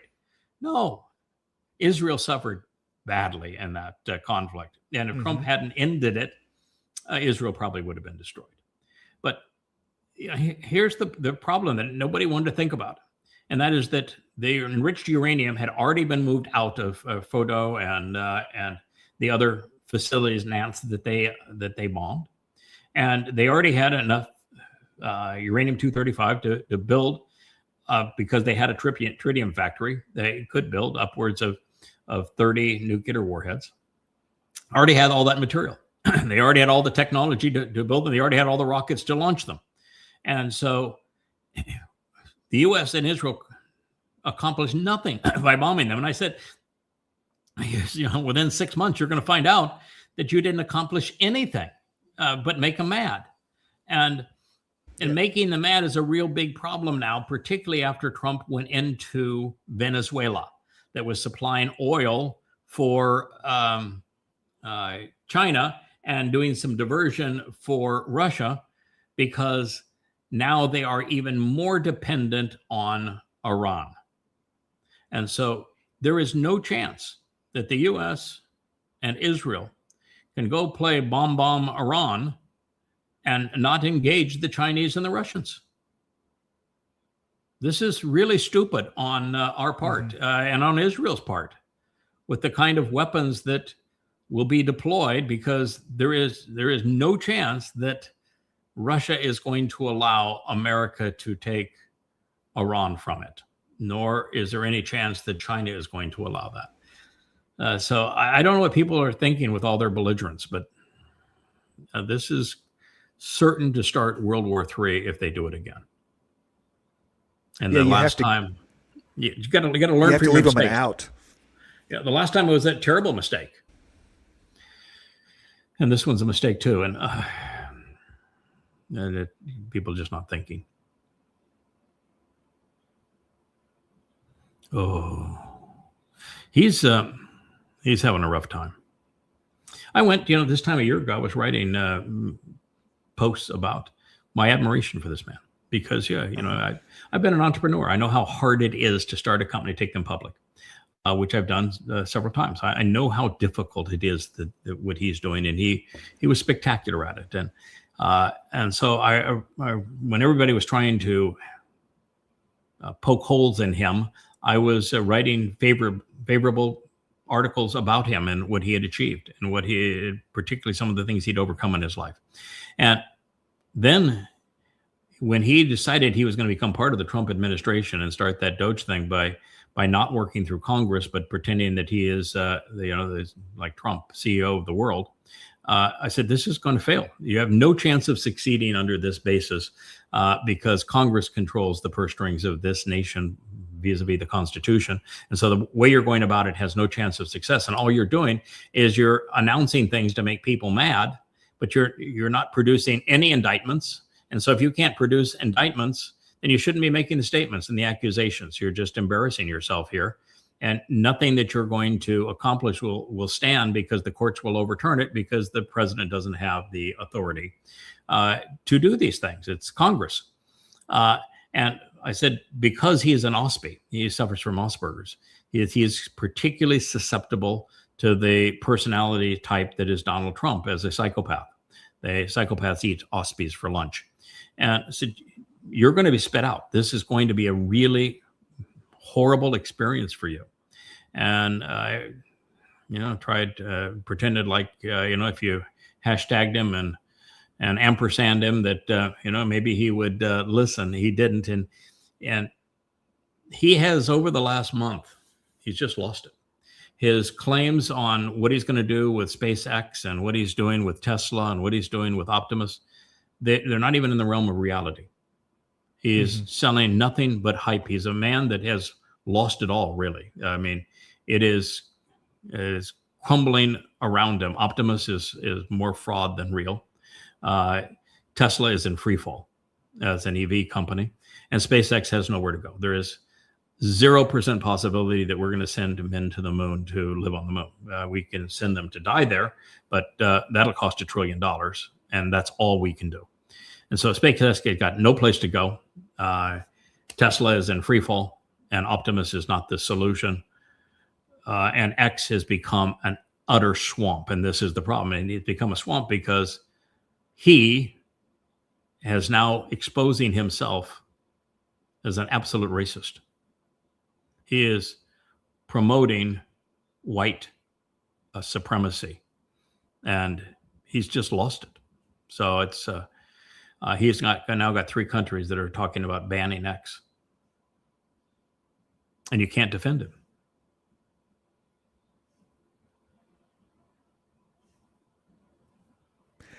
reminds me the Howard Hughes of our time. Well, my time anyway. You're probably old enough to remember who Howard Oh, of Hughes course. was. And Of course, yeah. Howard Hughes from the Spruce Goose, and he was became a movie producer. He owned TWA Airlines. He Yeah. owned the Hughes Tool Company. He built one of the first spy ships for the United States, yeah, he was quite the aviator. I'm a professional pilot, so I respected his aviation skills. But he, of course, got all sorts of psychiatric issues that ultimately brought him down. But yeah, Howard Hughes was quite the man with his Hughes Tool Company, Hughes Satellite Company. So yeah, he was an Elon Musk before his time.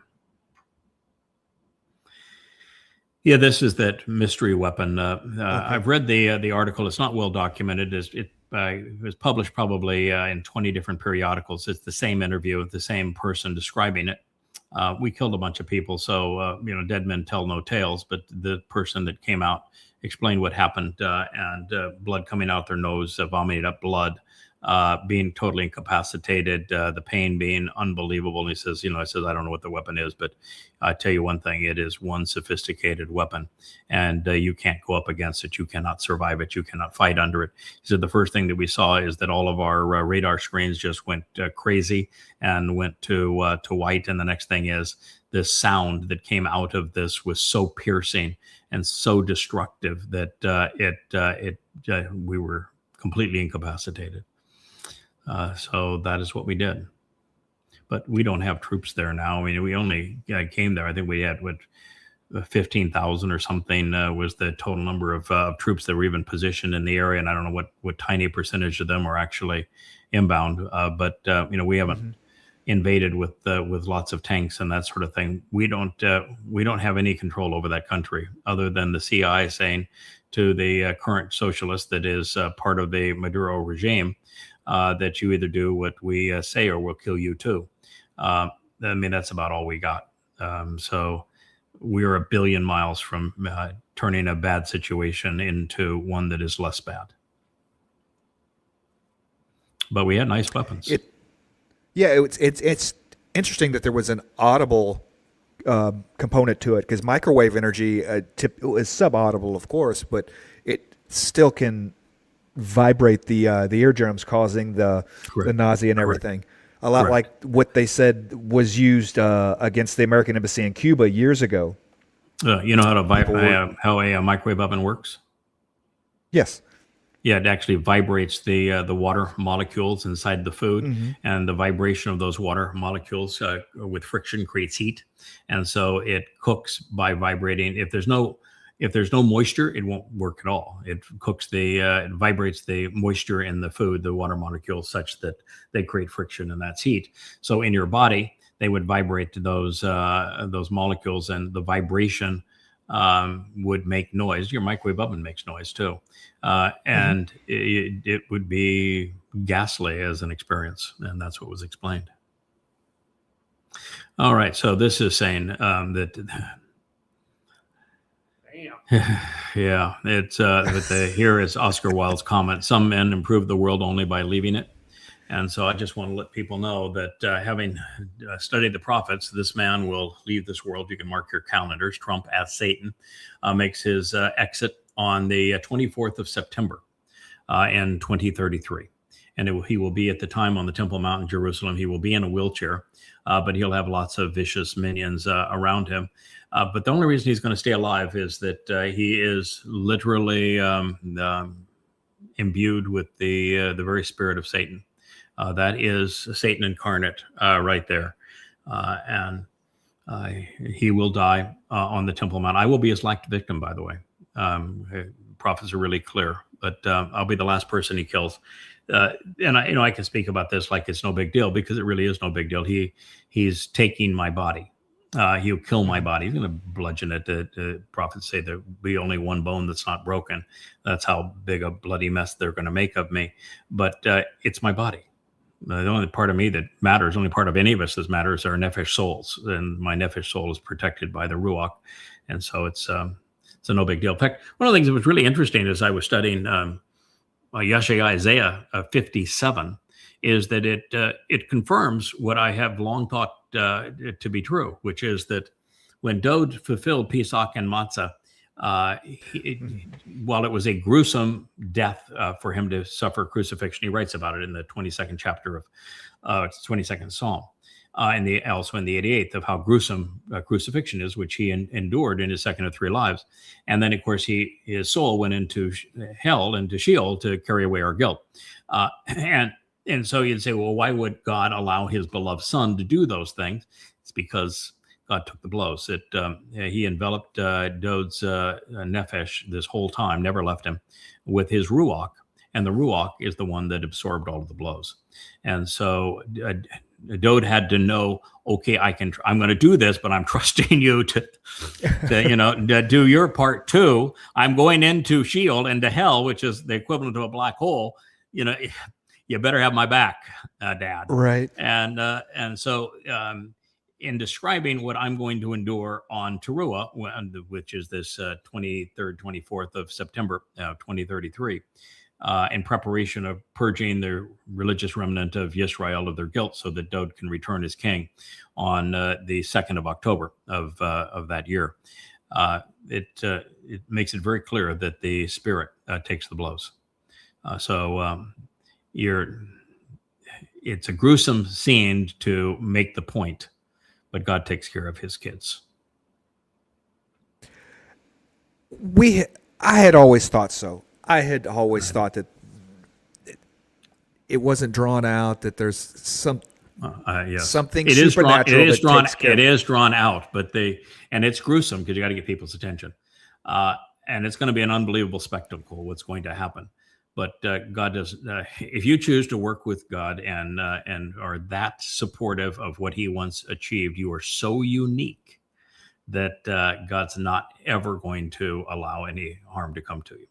And so what you're doing is you're trusting God to do what needs to be done, and provide that protection.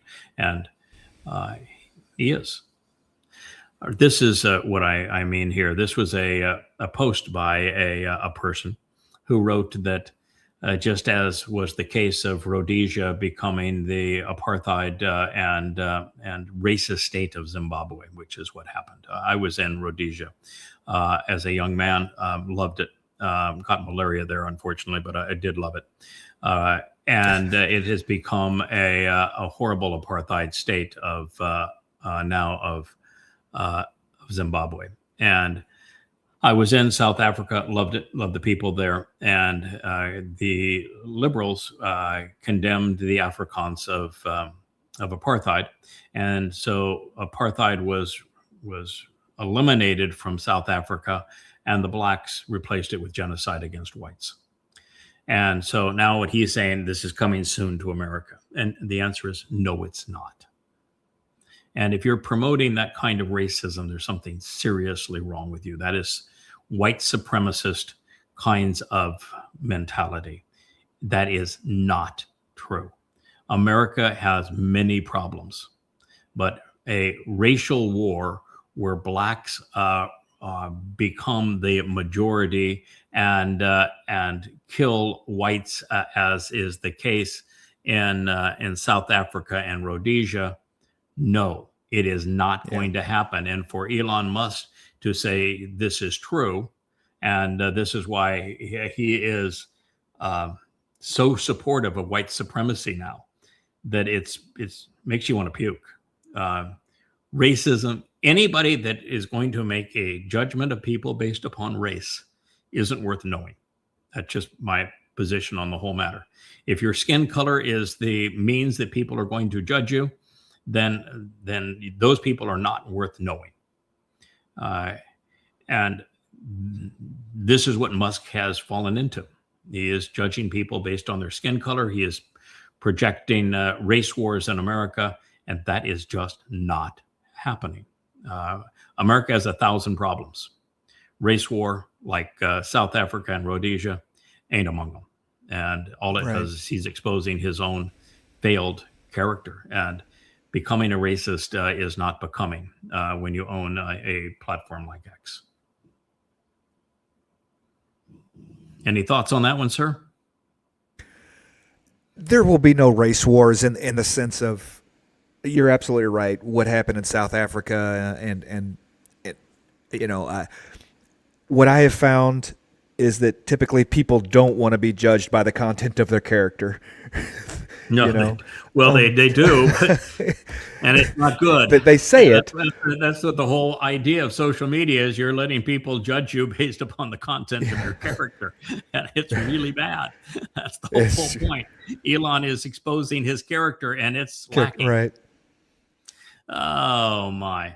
He is actually drawing up plans for invading Greenland. Oh my God! How many people live in Greenland? Not so many that you can't pay each of them $100,000 each. So that 57,000 is the number of Greenlanders. Okay. Do you know why there's only 57,000 Greenlanders? because there's only that. You couldn't support 58,000 is why. That country, for the most part, is buried under a mile and a half of compacted ice. The weather conditions there aren't even suitable for a polar bear. The windstorms there are blistering. I mean, upwards of 100-mile-an-hour winds. Temperatures that are subhuman even to survive. It is the most awful place. It's called Greenland, of course, but it's not green. Every place that is part of that island, and it's the largest island non-continent in the world. It's just hostile. If I've looked at probably 30 minutes of video, maybe an hour's worth of video of various places, because I happen to like the charming architecture of all of the colorful houses on the knolls and the ridges and the rock lines and that sort of thing. It's really picturesque. Just how humbly really they all live. There's nothing ostentatious in this country at all, and they live very, very simple lives. But there's not a tree in the place. I don't think there's a single tree. I mean, nothing for them. In 90% of this country, nothing lives in 90% of this country. And the United States doesn't want it for defensive purposes because Greenland already gave the U.S.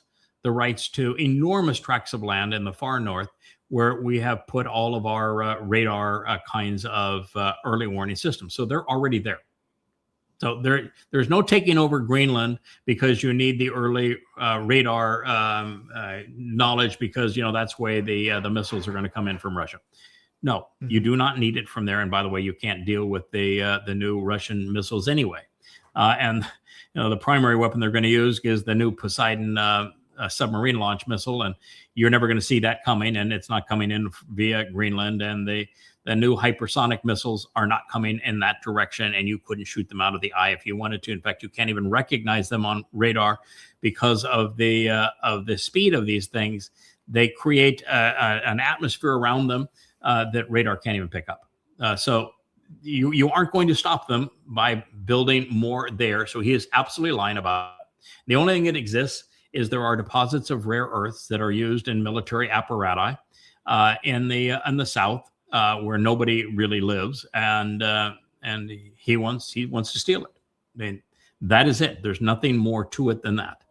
And yet, if he steals it, NATO's gone and Europe's gone. And if you lose Europe as vassals to the dollar, after you've already lost China and Russia and India and Brazil and most of South America as vassals to the dollar, you got nothing. You've destroyed yourself. It's suicide. I mean, this is a suicidal ploy by a man that's completely out of control. Didn't Denmark controls whatever Greenland? I thought I read a while back that Denmark was or had funded its social programs out for like 30 years or something due to the natural resources that were in Greenland, that they were somehow, what's the word, taking a mortgage out on them or something, that was what was Denmark funding Denmark's social programs. Everybody talks about, socialism works so great in Denmark and the Netherlands and up in those three northern places, Sweden and everything. By the way, It's the model for socialism. It doesn't. They've lost right. They've lost control of those countries, not only by immigration, but they've lost control of those countries economically. Their businesses are all faltering, and in their you're dealing with countries the size of large families. So it's not it's like running a kibbutzim in Israel. If they were or were they, or if they are not, the fact of the matter is that Denmark did acquire the Greenland, I don't know, about 100 years ago, I guess, maybe 200 years ago, something in that range of time. But they have given Greenland autonomy because colonialization doesn't work anymore. They have given Greenland autonomy, and Greenland has the opportunity to vote for any amount of autonomy they wish to have. And so it's really the choice, of course, of people. Do you want to be part of this belligerent piece of crap here or apart from him? And they live very simple lives. They don't want to be part of it. It's 90+% saying, hell no, we don't want to be part of it. They're very simple people, all basically the same Inuit, the same ethnicity. They live extremely simple lives. They're mostly fishermen. And no, they don't want any part of it. And the reason that Europe is so upset about it is that this is has much closer ties to Europe than it does to the America. And if Trump's just going to undermine a NATO member like this and take it, right, then Europe's saying that what's the purpose of NATO? What's the purpose of the United States? Obviously, it's not a matter of we can't trust him. We can distrust him. Yeah, you can't do business with somebody that's just going to show up and take whatever they want. Correct, which is what he does. We could trade. You want those rare earths that are on Greenland? Buy them. We'll mine them for you. Well, let's get a contract for that. But no, we're just going to show up and take it. Correct. That's what we do. It's what he said with the oil in Venezuela. We're just going to take it. Mm-hmm. What he said to the people in those boats. We're just going to kill them. We're going to kill a bunch of them. No problem. We're just going to kill a bunch of people.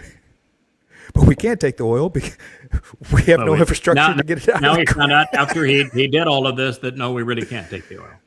And we really can't convict Maduro on being part of a drug cartel because the CIA had started running that drug cartel. So that's a problem too. Oh, well. When you don't think things through. Oh, yeah, this is where I made my statement. And I'm sure there's people that don't like this very much. But the fact of the matter is I don't take well to people that are out of control, that think they're a big time operator because somebody gave them a badge and they do something that is threatening to me. I'm going to stand up against them 100% of the time. And so if I were in a situation where I had somebody trying to yank me out of my car when I had done nothing wrong, and they want to yank me out of my car, which is what one of the officers was doing, trying to grab the door and trying to reach in there and grab her and pull her out of her car. And another one that pulled his pistol before she was moving in that car and swore at her and then fired at her with 2 of the 3 shots through the side window, blowing her head off. Being in that situation, the intelligent thing to do is, rather than die or rather than being sent to a concentration camp and having your rights deprived by these idiots, intelligent thing to do is to take out that person that's threatening to kill you. That is self-defense. And in her case, that would have been the right call. She did not make that call. She turned the wheels of the car to miss him, and she died as a result. So I'm not sure there's a lot of people out here that are going to agree with me on that, but that's my response. I'm not going to put up with that shit. By the way, I have a exceedingly well-equipped protection agency. You can't see any of them, but I am telling you that if you want to come and prove your point, you're a Muslim, you don't like what I'm going to say next, you're a MAGA, and you don't like my defiance of ICE and you trying to deprive people of their liberty, come at me and see how it works out well for you.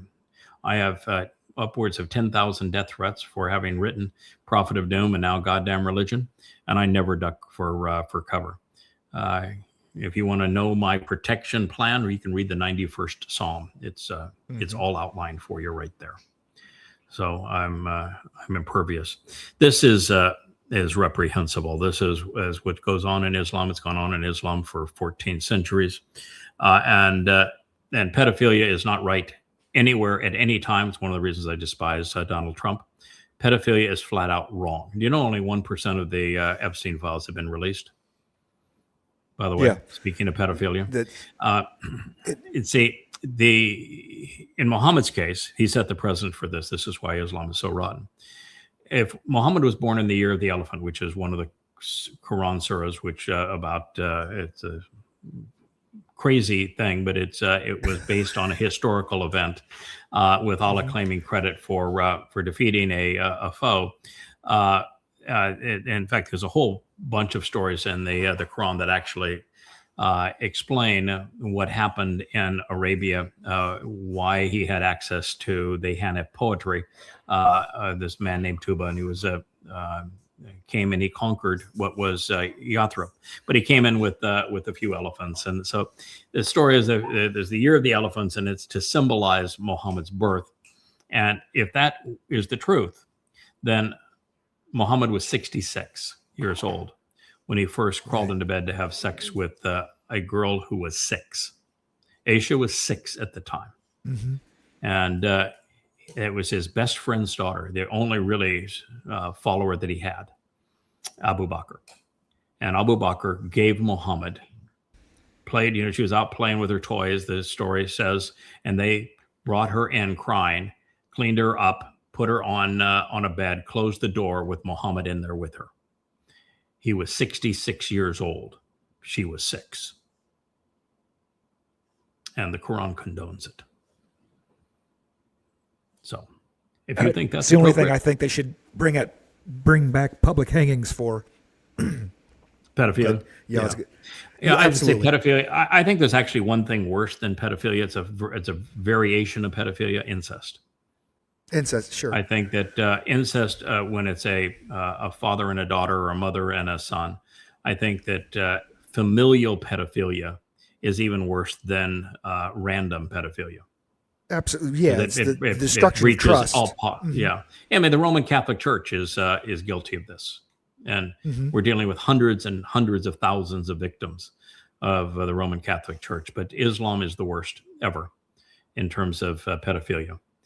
And so it's just an astonishing thing that you have progressive liberals rallying with Muslims for the genocide of Israel, when Islam is the most repressive religion ever conceived in terms of its abuse of children and of women.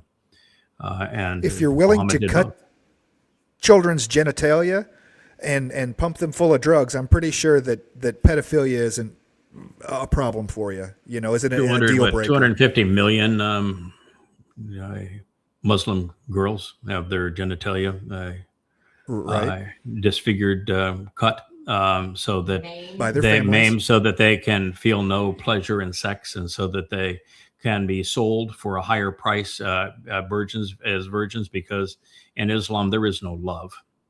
It's control, and they don't give a crap that the woman feels no pleasure. As a loving man, you cannot have a favorable sexual experience if the woman feels no pleasure. If it isn't mutually pleasurable, it isn't individually pleasurable if you are a decent human being.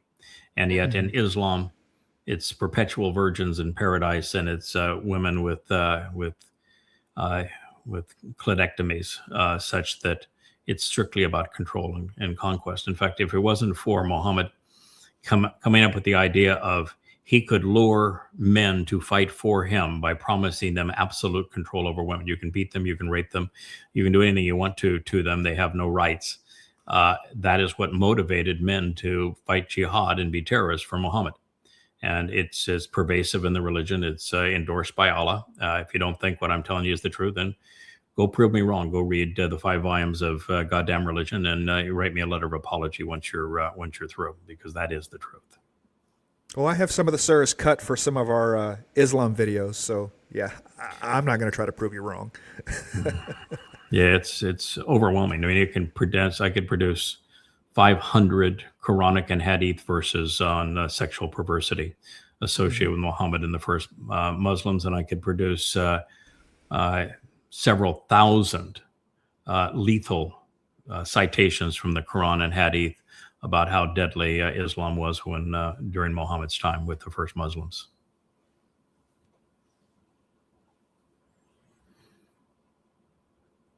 And this was in Iraq. This wasn't.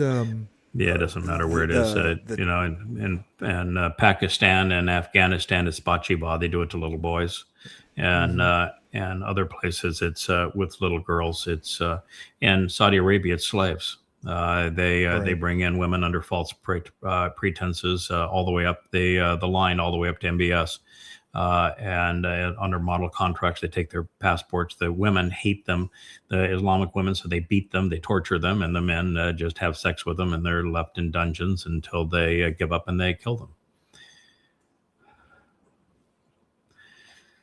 Yeah, it's just another.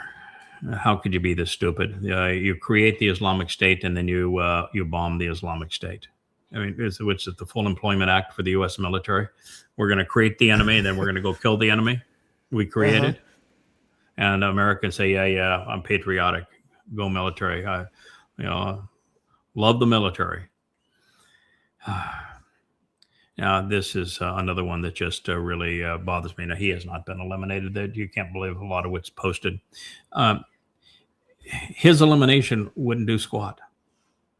It's just like killing Osama bin Laden. It didn't set back Islamic terrorism one iota, did it?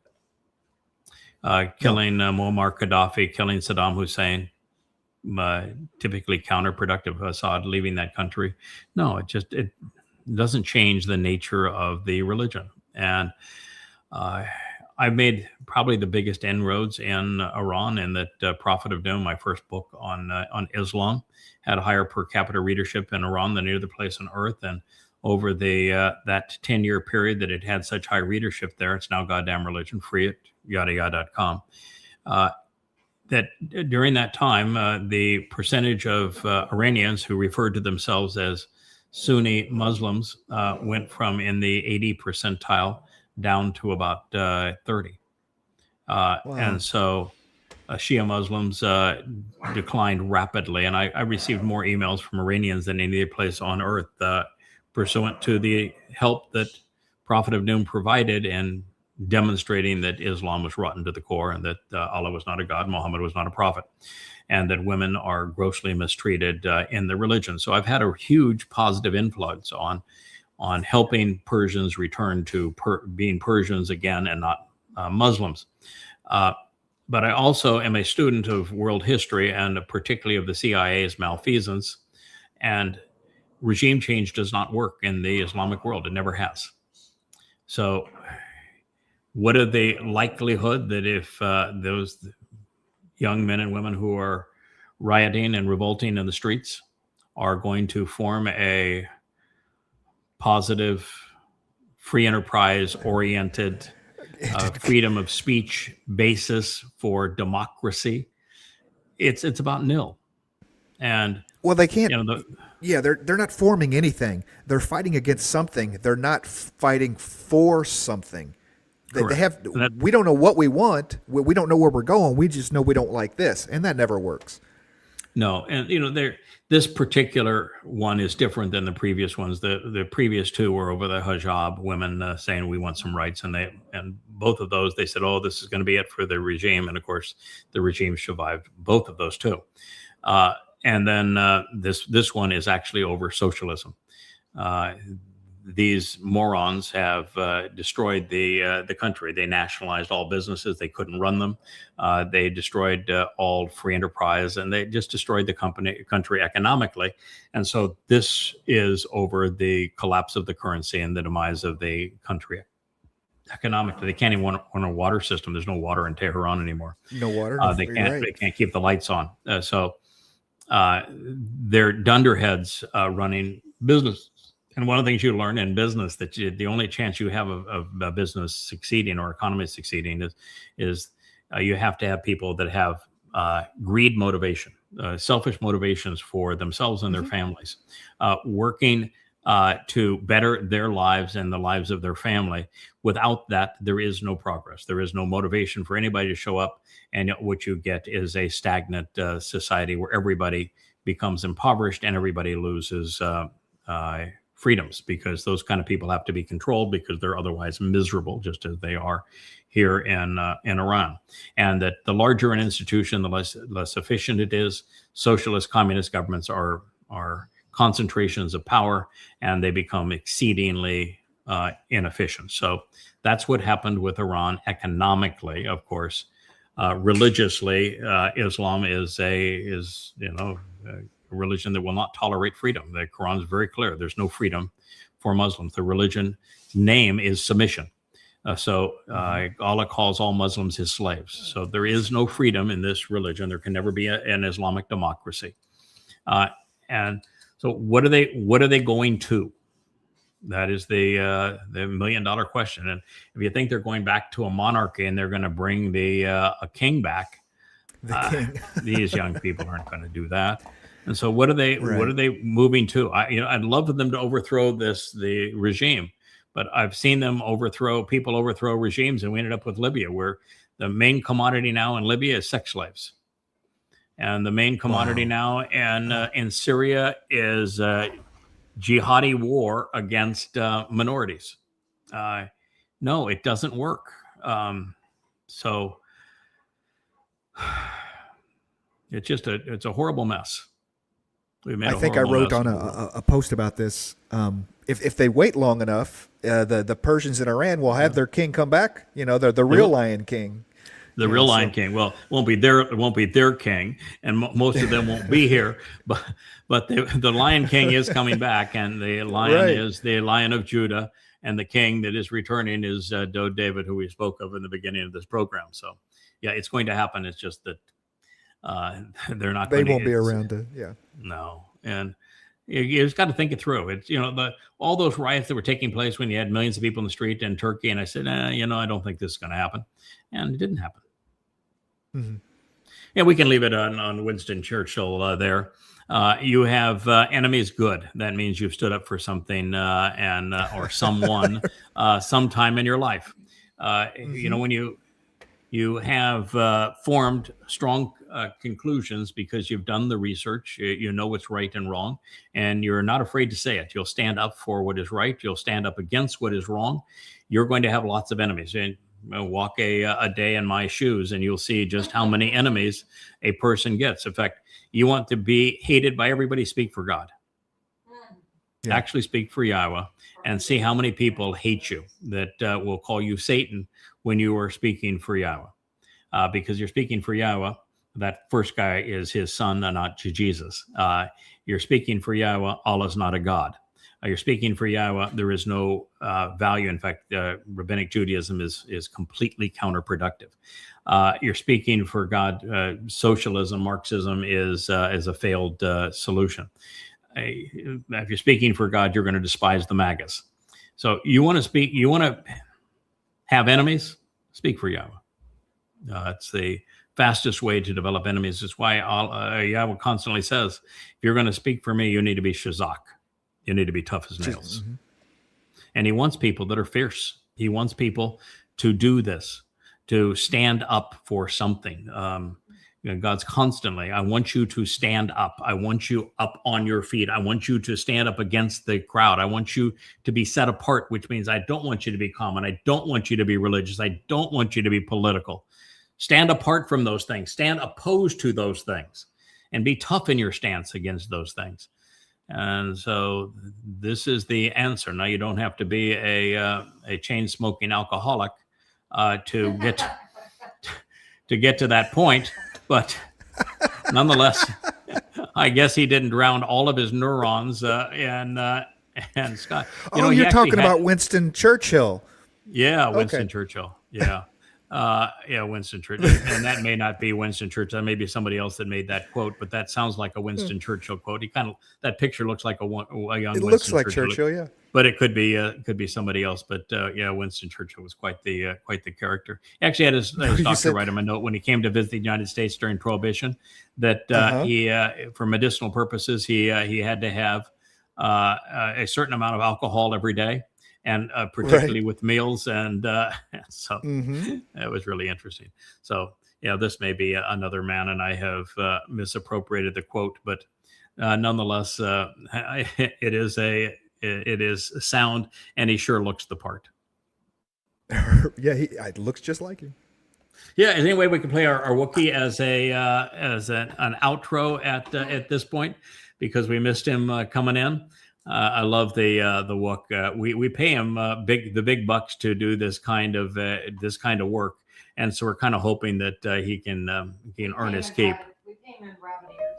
Hey kid, you got it right. This is Yada's vlog on a blog. Catch it with us now.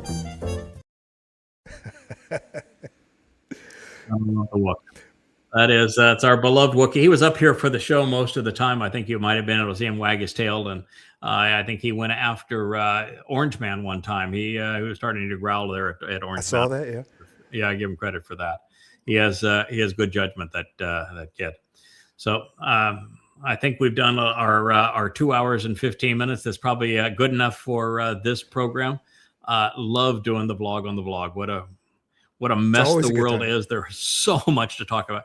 I'm sure we could do this for 10 hours a day, 7 days a week. There's that much to talk about. We need to bring back the recliner chair, though. Yeah, we do. Studio, we're going to do it for 10 hours. Yeah, I want to be back in my recliner chair and do it. Thank you, Kevin. Have a great rest of your day. Pleasure to be able to do this with you. Thanks so much.